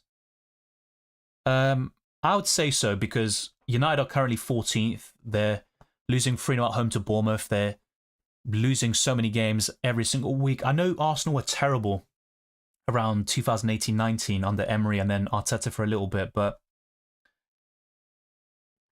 I don't know. With Arsenal, for example, when Arteta first came in, it was kind of terrible. Yeah, I mean, it was very inconsistent in the league. Finished eighth, but then won that FA Cup. I know United obviously won a few cups in the recent years. But this season, I think United have no chance of winning anything. Like, literally, no chance at all. It's definitely debatable. I mean, United have even bigger expectations than Arsenal, and their drop-off is even worse, you could argue. But, yeah, with Arsenal, I think their decline was more gradual. It's been 20 years since the league title, but they still had competitive teams, in 2008, 2007. They should have won the league that year. They still competed for the league a few times in the 2010s decade. But yeah, with your question specifically, it's debatable. I'd say United are slightly worse. At least Arsenal play some great football at times. Spurs will concede +3. Yeah, I think so. Hopefully Gordon isn't involved, but that's not happening, is it? Greetings from Greece, Dylan. Hope for a green arrow. Thank you, KDB. I'm wondering what the temperature's like. Probably pretty good. Around 15, 20 degrees. Not a weatherman, but yeah, enjoy yourself. Spurs keeper's not young. 25-year-old from USA. Right, yeah, I'm just not sure if he's definitely not made an appearance for Tottenham yet. So yeah, if he's 25, he probably has done elsewhere. Werner hat-trick to save FPL teams. I would not mind that, as long as Newcastle get a draw. Isak hat-trick incoming. Yeah, it's a good shout. I've actually got a Spurs mate in my mini league. I think he knows I'm going for Salah, and he really backs Newcastle to batter them, so he's gone for Isak captain, I believe. So don't really blame him. At least I have Hall and Isak, but no Gordon. Yeah, I've only got one, so I do feel I'm a bit short of Newcastle this week. But the plan is to buy Gordon in Game Week 21. That might change, of course, over the weekend. But yeah, I think a triple up in Newcastle is viable. Isak captainers, yeah. Like I just said, Adil, look, I'm not really too bothered about... I think the most logical thing to do is probably to wait. And in my case, if I want to buy Cunha for Jackson to fund other moves, it doesn't make any sense for me to rush into it today. But if I was to be priced out, I just pull the trigger and then whatever happens, happens. But that's just like my take on it. I think the best thing to do, the most logical thing, is to wait. Yeah, I think Trippier got injured again. It happened in the last game. Enwenner is a top talent. He's got a lot of potential. He might play up on the wing again. I think he's the most natural placement for Saka on that right-hand side. FPL-wise, I wouldn't go for him, though. Greg Best says it's on PC and console too. I picked it up for the Switch before Christmas. Yeah, I wasn't aware of it. I'm not going to lie to you. Yeah, I've actually got some kind of old school PC games like Knights of the Old Republic, which I was playing, but I didn't get around to finishing. So yeah, there's a lot of games for me to play. Spurs keeper has 19 senior starts in 2 teams before. Fair enough. I think I was getting him confused with somebody else. Why Brighton always play well against Arsenal? Well, last year they lost both games, right, and didn't score a goal against Arsenal, but I get what you're saying. I just think Brighton turn up against the best teams. Spurs keeper will have the performance of his life today. If it means that Isak doesn't outscore Salah and that Gordon blanks, you're more than welcome. Out of Newcastle, City, Chelsea, Liverpool and Arsenal, which one do you think could lose this game week?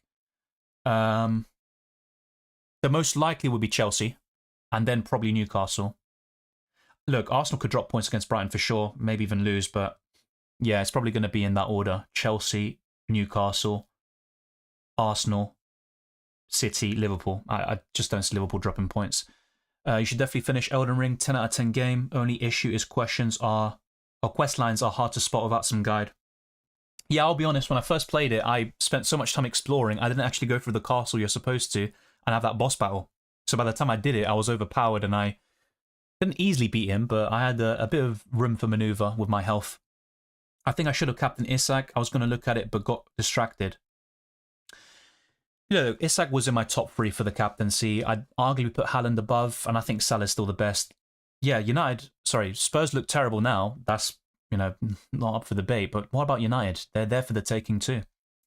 For me, there's no debate. The best club for London is Arsenal, but look, European-wise, Chelsea have a lot more pedigree there.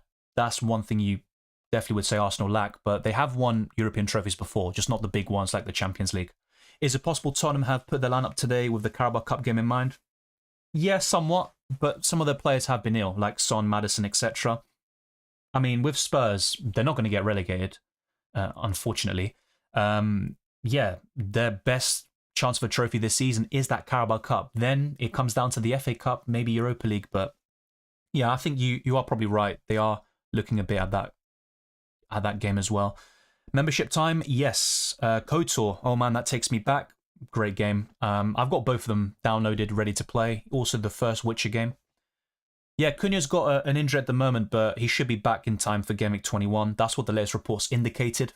I checked an update yesterday, actually. So, yeah, with Cunha, no doubts about him being available. I get why everyone sees Newcastle thumping Spurs, but I won't put it far away from the most Spursy performance here.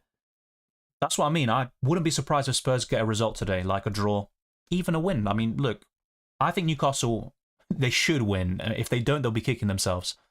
GoldenEye on the old Nintendo. I think I played a bit of GoldenEye on PC, if I'm not mistaken. But yeah, it's a long time ago. Never back early kickoff, Gandhi. Yeah, I mean, look, I'm just captaining Salah until the wheels fall off anyway. I benched Hall first bench this time for Gabriel Trent Robinson. I probably would have done the same thing. Who's taking corners for Arsenal? Nwaneri is taking corners, and jeez, I forgot who took the other one. Oh my god, I'm stupid. Martinelli. Yeah, Martinelli and Nwaneri took the corners against Brentford. Only Gandhi stops Isak scoring hat-trick today. Yeah, and also Spurs, they're starting to turn up. Yeah, Baldur's Gate, I heard great things about it. Game of the year, wasn't it? The year before last. Can't get enough of it. RPGs are my favourite genres. I like a bit of everything, to be fair, but Witcher 3 is one of my favourite games ever. It's an RPG. Skyrim, I love that game too. RPG. Cyberpunk, technically. It's kind of less of an RPG, to be fair. Mass Effect, I played a lot last year. But I also like action games like Uncharted, Batman Arkham series, God of War, GTA. Yeah, there's a lot of great games out there. It's difficult to really narrow it down. Last Brighton versus Arsenal 0-0 was October 2021. Yeah, I mentioned it earlier. It was either 2021, 2020. Yeah. Look, it's possible, but I think there'll be goals there. I also have triple Chelsea, Jackson, Palmer, Enzo. I think Jackson and Palmer are absolutely fine to keep, but if possible, I'd upgrade Enzo to Rodgers, Ismail Assar. It depends on your budget, to be fair. Yeah, Arsenal should have won the Champions League with 10 men. Yeah, they should have. I mean, it should have been 1-0 Barcelona, then 11v11, and then we'll see what happens. But obviously, the referee made a decision. Ultimately, though, Arsenal still had it in their hands. They took the lead despite being, going down to 10 men. And then, yeah, towards the end, they got gassed out. Henry should have buried a few more chances. I mean, if he takes one of them, 2-0 lead, that would have been very hard for Barcelona to overcome. I do think Eto's goal's offside, but look, it's all done in the past. Hopefully, Arsenal win the Champions League at some stage. I think they will. When is that going to happen? I couldn't bloody tell you. Not so sure if I'd do that. I mean, if you're happy with the rest of your team, yeah, Van Dijk to Trent looks fine. I don't think you have to make that sort of move, though. Hey, mate, just want to say best of luck this game week. I put Bruno on the bench. Hope it goes okay. I'd be surprised if it didn't go okay. I just don't see Bruno doing anything there. Maybe if United get a penalty, but apart from that, I don't see Bruno doing anything. The DS was ahead of its time. Yes. PS2 as well. For me, that's the best console ever. Yeah. Elden Ring, best game ever? No. It's a good game. Very good game, in fact. But no, not the best game ever for me. The only way United to relegate themselves to Championship and win it? Oh, right. Yeah, well, it's not happening. I say 2-2 Spurs Newcastle. You could be right. I honestly wouldn't be surprised. Gaming stream in 2025, maybe. Never say never. I know you've been pushing for that a lot. By the way, check out this channel. Neo Reacts is a great one. But yeah, video games, yeah, never say never. Wait, why are we talking about computer games? Someone asked me if I'm playing anything at the moment, and it came from that. Hoping for a green arrow to kick off 2025 first game week. That's the dream. That's the plan. But wouldn't be too confident about that. Never. I'm never going to be a blue. Only if we're talking about Argentina, that sort of Albi Celeste. This type of blue, no. Though Vinicius Jr. red card, do you think Vinicius is too emotional on the pitch? Well, Vinicius, look, he's a good player, but yeah, he does have an attitude, about him. He does try to provoke players, which, is fair enough, but when they do it back to you, don't complain. That's the way I look at it. Yeah, I mean, what he did yesterday was quite stupid, to be fair. I think he was easily rattled. Do you think Haaland is overrated? He's a great goal scorer, and that's what he is. I've never seen him as a great footballer. I see him as a great goal scorer, and that hasn't changed. I think people are now saying that because, City have struggled so much recently and Haaland hasn't scored as many goals. But I remember when he scored a hat-trick against West Ham, by the way, and he made it back-to-back hat-tricks. In an FPL stream, someone said, is Haaland the greatest striker ever? And I'm like, come on, you can't go from one extreme to the other. I think he's a great striker. Is he overrated? Maybe, but I mean, who's better right now in world football? Up front, Harry Kane maybe? Mbappe? There aren't many. I still think Haaland's arguably top 3, if not the best striker in the world. Mankoba says, I played a back 5 of Trent, Gabriel, Robinson, Dean and Hall. My bench will have Ahmad, Rodgers and Joao Pedro. That's fine. I would have had Joao Pedro over Ahmad and Rodgers, of course, in terms of bench order. But, yeah, okay. Luka Dean starting. I mean, it is Leicester at home. I probably would have started Joao Pedro over Dean, but that's kind of a slim nitpicking. Yeah, Marmoush is reported or rumoured to go City. Apparently wants to go there. It's just a rumour, though. GTA 6 comes out this year, right? Who knows? There might be another delay. I'm actually not sure. I think it is this year. Silent Hill series, Killzone, Last of Us, Red Dead are my favourites. Yeah, good picks. I haven't played Red Dead 1 though. I've only played like a little bit, I think. I need to play that. I played both Last of Us. I platinumed both of them. I played Killzone 2 and 3, I think. And maybe another one. Silent Hill I've actually not played. No, I've not played VR. Best of luck to everyone. Likewise, Keith. Brian Lara Cricket on the Saga, says Keith. Haven't played Cyberpunk, but one of my mates told me John Wick / Keanu Reeves is in the game. Yes. Johnny Silverhand is the character. It's different to what you normally see from Keanu Reeves. Regretting Pedro to Mateta already. Yeah, long term I'd rather have Joao Pedro, but look, Mateta's the fixtures. He's got the capability of big returns. So, won't be captaining Salah in Gameweek 21. Well, we'll talk about that in the reaction stream and future videos. It's definitely a debate. Then people wonder why Vinicius didn't win the Ballon d'Or. One of the factors to win it is fair play. Yeah, and look, Rodri had a great year. We see the impact he has on that Man City side. If he was still there and available, City would still be top 3 easily and compete for the Premier League. LLJ says, thoughts on my team? Yeah, very strong stuff. And I think the Liverpool game goes ahead. If it doesn't, that might cause some problems for you. But this week, it's a strong team on paper. I'd be looking at selling Semenyo in the upcoming weeks to Rodgers, maybe, when he's back from suspension, or maybe Ismail Assar. Twisted Parky says, PS2, PS3, best consoles ever. PS4 has started to drop in quality and originality of games. I see that.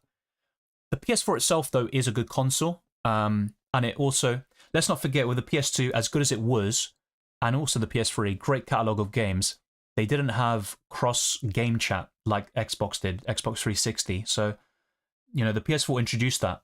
So, I know it's like a small thing maybe, but look, they're all great consoles. Yeah, PS2 is probably the best. I do think PS3 is quite underrated because Xbox 360 was quite clear for a few years. Then I think towards the end of that generation, PS3 kind of narrowed the gap. And if anything, for me, I think it surpassed it because it had so many exclusives. You know, I could go on all day about it. Isak's probably the best striker in the Prem based on form. Yeah, but overall, I still think Haaland's better. Top 3 favourite category type games to play. Difficult to say. I mean, I do play a lot of comic book sort of games like Spider-Man, you know, Ultimate Spider-Man, Spider-Man 2, the new Spider-Man games, Batman Arkham. But I'm probably going to say RPG, role-playing games, action, and... trying to think, actually. What would the other one be? I do like driving games, but I'm not sure if that's my favourite now. It's difficult to say. Yeah, I had to think about that. Rule number 3 of Ballon d'Or, fair play. Yeah, that's a good point. Resident Evil series, good, but some trash in there. Yeah, I recently got the original version of Resident Evil 4, which I'm going to get through again. I've mainly played that up like friends' houses and stuff and family members' houses, so I need to do a playthrough from start to finish. Joao Pedro Cunha? Cunha, long term. No, I mean, look, the reports from, yesterday or the other day, Salah basically insinuated that he's going to leave. It's his last year, but that could change very quickly. My original prediction was that Salah and Van Dijk stay and Trent leaves. Xbox 360, 2010, 2015. Yeah, I do think we went to PS4 and Xbox One, wasn't it? In 2013, late 2013, 2014. Yeah, Fantasy Challenge Squad. It's not locked in completely, but I'm going for something like this. Haaland up front is a temptation. And yeah, there could be one or two other minute tweaks, but I'm quite happy with this. Yeah, PS4 itself is good. Yeah, I get you. But Witcher 3 for me, one of my favorite games ever, PS4. Batman Arkham Knight, maybe not like on the same level as City, but still a great game.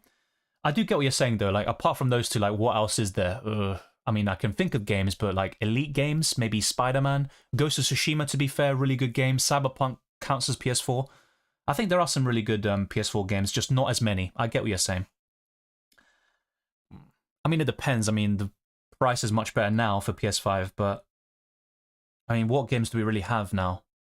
I mean, there's a lot of like remasters and remakes for Witcher 3 and Cyberpunk, but you can just play on PS4, I guess. I think long term it is worth an investment, but you don't have to do it. Likewise, Adil. I have played Hitman. Yes, Jellyfish, I have played Hitman. I played Absolution, and I think I played a bit of the original trilogy. Yeah, I do like that, to be fair. Not my favourite, but good game. Oh yeah, Metal Gear Solid, another one. Stealth game. Yeah, I do like stealth games, to be fair. Batman Arkham has that sort of thing as well. Predictions for Spurs Newcastle. Yeah, I went through all my predictions earlier.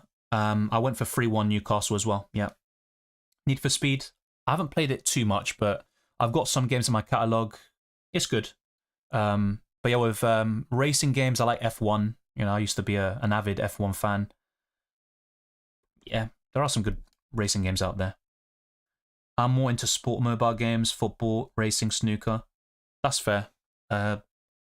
Online Soccer Manager is a good mobile game, I guess. And also, I'd say fantasy.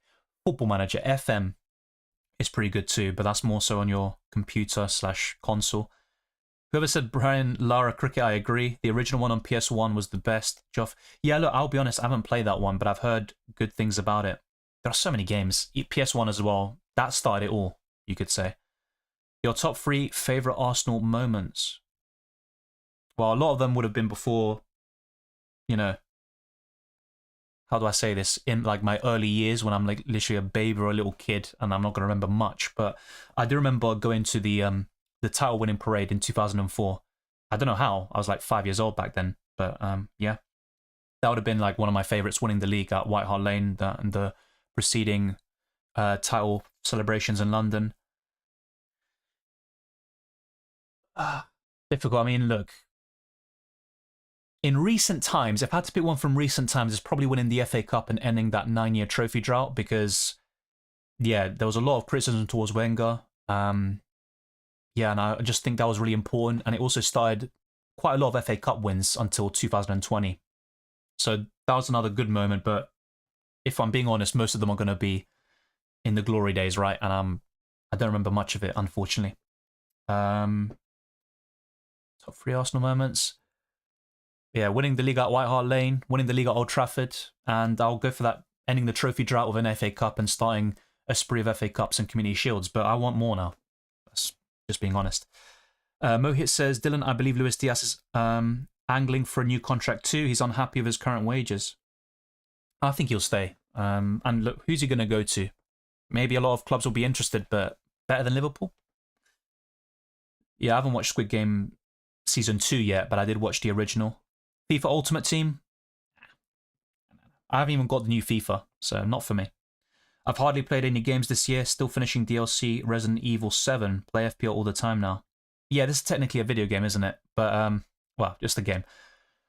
I didn't actually play for quite a few months. I was like not really playing too much every so often, but Cyberpunk has kind of got me back into things. I might even play after the stream is done. Easy99 says, Mobile Legend, big overall here. Most 60% population play, have their own league here and competition. You haven't, wait, Mobile Legend. You haven't played that, if that's a game, by the way. Driving racing, definitely my favourite. Really love two-wheeled stuff, Ride 5 and MotoGP. Yeah, look, maybe I should say it's in my top 3 favourite kind of genres, but I also like those kind of like detective things. Like Cyberpunk has elements of that where you're analysing crime scenes. In Batman Arkham Knight, you recreate these kind of incidents. But yeah, there's so many different genres. To be honest, if a game is like really good and well made, I don't even mind what the genre is. Squid Game 2 is fantastic. We are getting Season 3 in June of this year, so it sets it up very nicely. Fair enough. I'll probably watch it at some stage, but I've got other shows to watch as well. Arsenal must win the league, or massive questions of moving on from Arteta.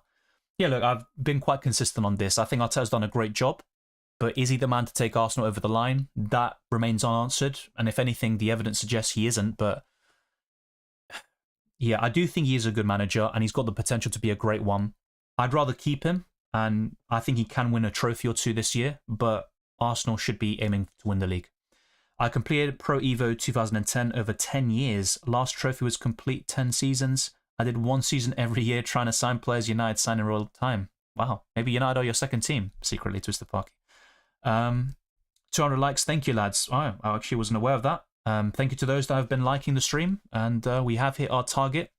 I'm also building towards 31,000. I believe we're 1 like away, by the way, from 200, but we'll get to that. That's absolutely fine. Yeah, and in terms of subscribers, I think we're literally 50, yeah, 57 away, so slowly but surely we are getting there. So let me actually do a shout out to all the members and patrons before I wrap up. It has been a blast talking to you for the past few hours.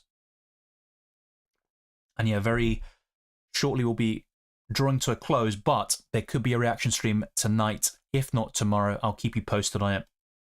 Oh yeah, before I forget, let's actually gift the bloody memberships, the other 5. Let's do that now.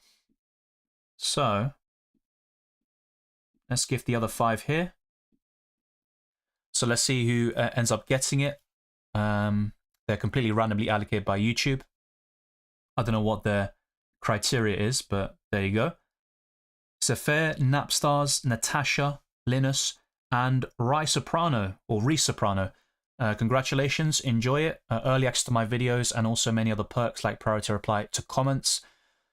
Spurs game prediction with goal scorers, as mentioned earlier, 3-1. Isak twice, Gordon, and probably Solanke. Good luck all playing Life is Strange double exposure right now. I haven't played that. Yep, I've played Hitman, Absolution, and I think I've played, not like from start to finish, but I played parts of the first, second, and third games. Is like League of Legends, as League of Legends sues Mobile Legend due to copyright. Wasn't aware of that, to be fair.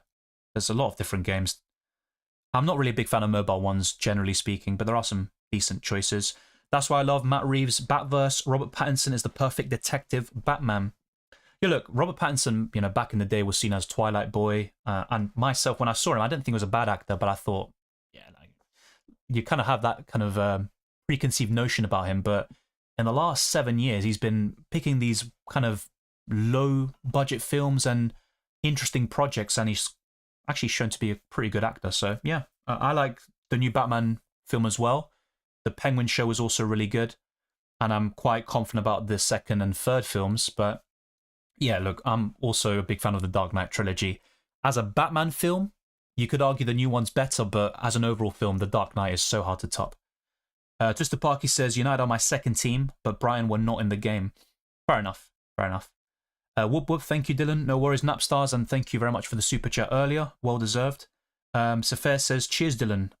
Likewise, mate. Today's deadline is super chilled. Yeah, which is a good thing. It was a very enjoyable stream for sure. Joe Epper says, cheers, Dylan. Good luck, everyone. Missed was great, by the way, says Joe Epper. Thank you very much. Let me know what you mean by missed. I'm sorry if I'm being stupid. It's probably a game, right? Let me check it out. What's missed as a game? Yeah, video game. 2000. Oh, 1993. Oh, Nintendo. And it's on Nintendo Switch now. Yeah, look, I haven't really played much in terms of Nintendo DS and Switch. I've been more of a PlayStation guy, but there are some great games like Legend of Zelda, which I've kind of missed out on. Thank you, Napstars. Love the FPL and UCL deadline streams. Speaking of which, not too long until UCL Fantasy is back. In a couple of weeks' time, the content will be available for Matchday 7. Yeah, there's a lot of things to talk about. Took a -8 this week to take out Odegaard to Gordon. Yeah, I think long-term it's a great transfer, and I have no objections about it. Odegaard can haul with a double-digit return very soon, but I think Gordon will be more consistent. Top 5 favourite superheroes. Batman and Spider-Man. I know they're the most popular, but yeah, they've got great storylines, comic books, video games, shows, films. They're my two favorites. Afterwards, I actually like Daredevil a lot. He's probably in my top 5. Difficult. Look, I like a lot of superheroes, but like in terms of liking them a lot, different story. I do like the Fantastic Four. I am tempted to say one of them, but yeah, Batman, Spider-Man, Daredevil. Oh my God. I'll be honest, like difficult. I need to think about that because a lot of them are like close. Captain America or Iron Man. Like maybe Captain America over him, but is he my top 5? I don't know. I'm building my first ever gaming PC. What game should I start playing first? That's a great question. I mean, I don't mind the classics like Knights of the Old Republic, both 1 and 2, Mass Effect. There's a lot of great games out there. I think they recently put Uncharted 4, right? Or they put God of War in PC, so you can definitely check them out. Cyberpunk. I think most of the issues have been sorted. Witcher 3. Those are some of the games I recommend. Pattinson is the best Batman, but yeah, Dark Knight is the GOAT movie. Yeah, I think with Robert Pattinson, of course, we haven't seen much of his Bruce Wayne yet, and I do think Christian Bale had the best Bruce Wayne, but as for Batman, yeah, I do prefer Robert Pattinson's version. But yeah, with Dark Knight, I love those films. I do impressions of them and stuff like that with Heath Ledger and, of course, Christian Bale himself. Spider-Man, Iron Man, Captain America, Hulk, Black Widow. Yeah, good list. It's just, I'm not so sure if they're in my top 5. Hulk I do like, but is he my top 5? No. The Lighthouse really made me like Pattinson. Yeah, that was one of the first films I saw Pattinson recently, where I thought, yeah, he's got something about him. Then there was that, was it Good Life? No. Good Time? Let me actually check this. What's the film called? Yeah, Good Time. That's the film. That was on Netflix. I saw that as well. That's pretty good. And then, yeah, Tenet. He's good in Tenet. I think that film is quite underrated. Probably Nolan's worst one, but it's still pretty good. Yeah, Superman trailer was quite interesting. I know some people are kind of criticizing the choice of actor, but I don't know. I was quite on board with it. Myst was a strange-ass game. I never got around to it. Half-Life as well. Maybe not weird, but I like that game. I haven't finished the first one. I need to get through it. Myst was a CD-ROM game. Changed the game. Doom 2. Yeah, it's too many. Some of them I've played a little bit, but I think those two you mentioned, nah. Seriously though, Dylan, you should try Silent Hill. If you like Resident Evil, this is so much better and eerie as hell. Yeah, I think I've got a Silent Hill game available on the PS5 catalogue, so I'll have a look. Kojima's mind is crazy. Yeah, that's one way of putting it. Triple Isak, Gordon, Murphy, and Palmer, or Palmer and Isak with Gordon. Palmer, Isak, and Gordon. Yeah, I mean, you're basically asking Murphy or Palmer. It's no contest. Palmer all day long. Powdered Toast Man for me. Ren and Stimpy. That's too many, honestly. And some of these I haven't heard of, which I feel bad about. Breaking, Tottenham Hotspur set to complete signing of goalkeeper Anton Kinski from Slavia Prague today. For a second, I thought you were trying to bait me. Batman Begins is so far clear of The Dark Knight.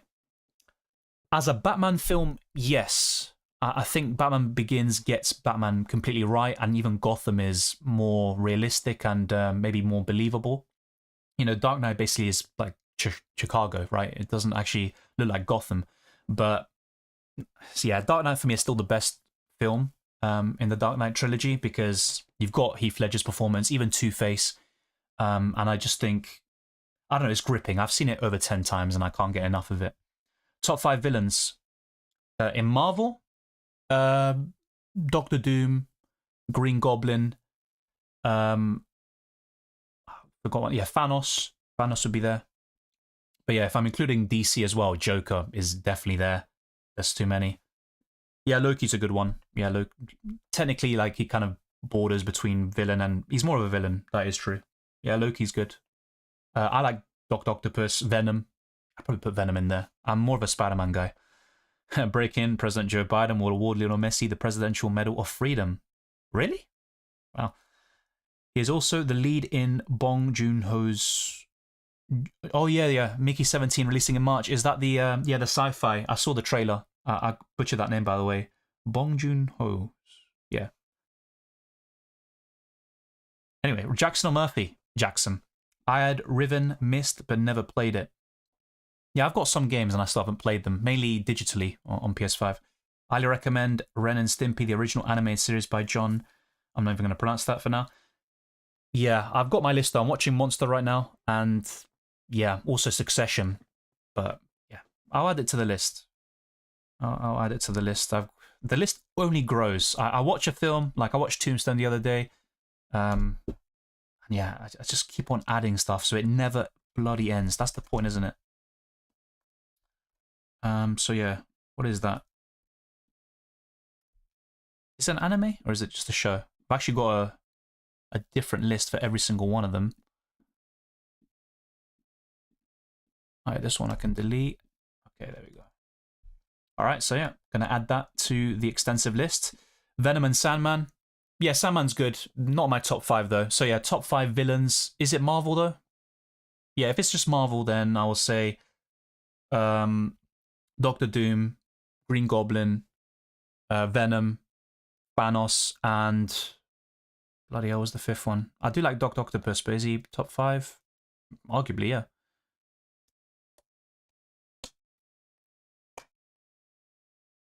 I do like Mysterio. Is he top 5 material? Maybe not, but I do like him. Mr. Freeze rumored to be the main villain in Batman 2. Yeah, unfortunately it's delayed, but if it means you're going to get a great film, fair enough. Semenyo to Gordon, yes, that is my plan as well, but I need to make that possible by downgrading somebody else, maybe Jackson to Cunha or Gabriel Jesus. Yeah, Dr. Octavius, Doc Ock, Doc Octopus. Yeah, he's up there. I had loads of, is that Dark Knight stuff? Yeah, I love Dark Knight. Yeah, Galactus, true. We barely see him, of course, in The Rise of the Silver Surfer.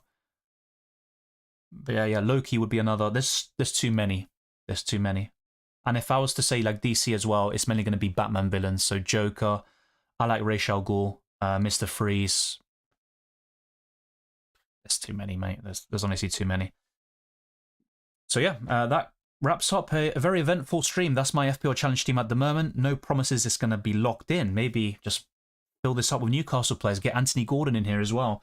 And as for my FPL transfer plans, they'll be covered in my feature videos, like the team selection, and I'll discuss the best wildcard team very soon. And because we've got such a break between now and the Game Week 21 deadline, I'll try to see if I can do some other types of videos as well and space out the content for the next couple of weeks so you're well informed and entertained for Game Week 21 and beyond. So thank you to those that have tuned in today. It's been a blast talking to all of you. If you haven't already, smash the like button and subscribe to the channel. We're getting very close to 31k subscribers already, so thank you very much for your support. You can also follow me on Twitter and Instagram, DylanRCM, and check all the links in the description below for my Patreon and the championships for early access to my videos, amongst many other perks. And I did give 10 memberships today, and yeah, I'll be doing that every single month. You can also join the Discord server, check out Drafthound, join my FPL League, and also Spotify. And you can leave a 5-star review if you enjoy my content in audio format. There is also my Blue Sky, and there is a link actually in the description too. You can find me by typing FPL Dylan, and even on Instagram or Twitter. The same goes for Dylan RCM. So let's actually do a quick shout out for the members and patrons first before wrapping up. I do appreciate those that have signed up. So let's refresh this since I've gifted 5 more as well.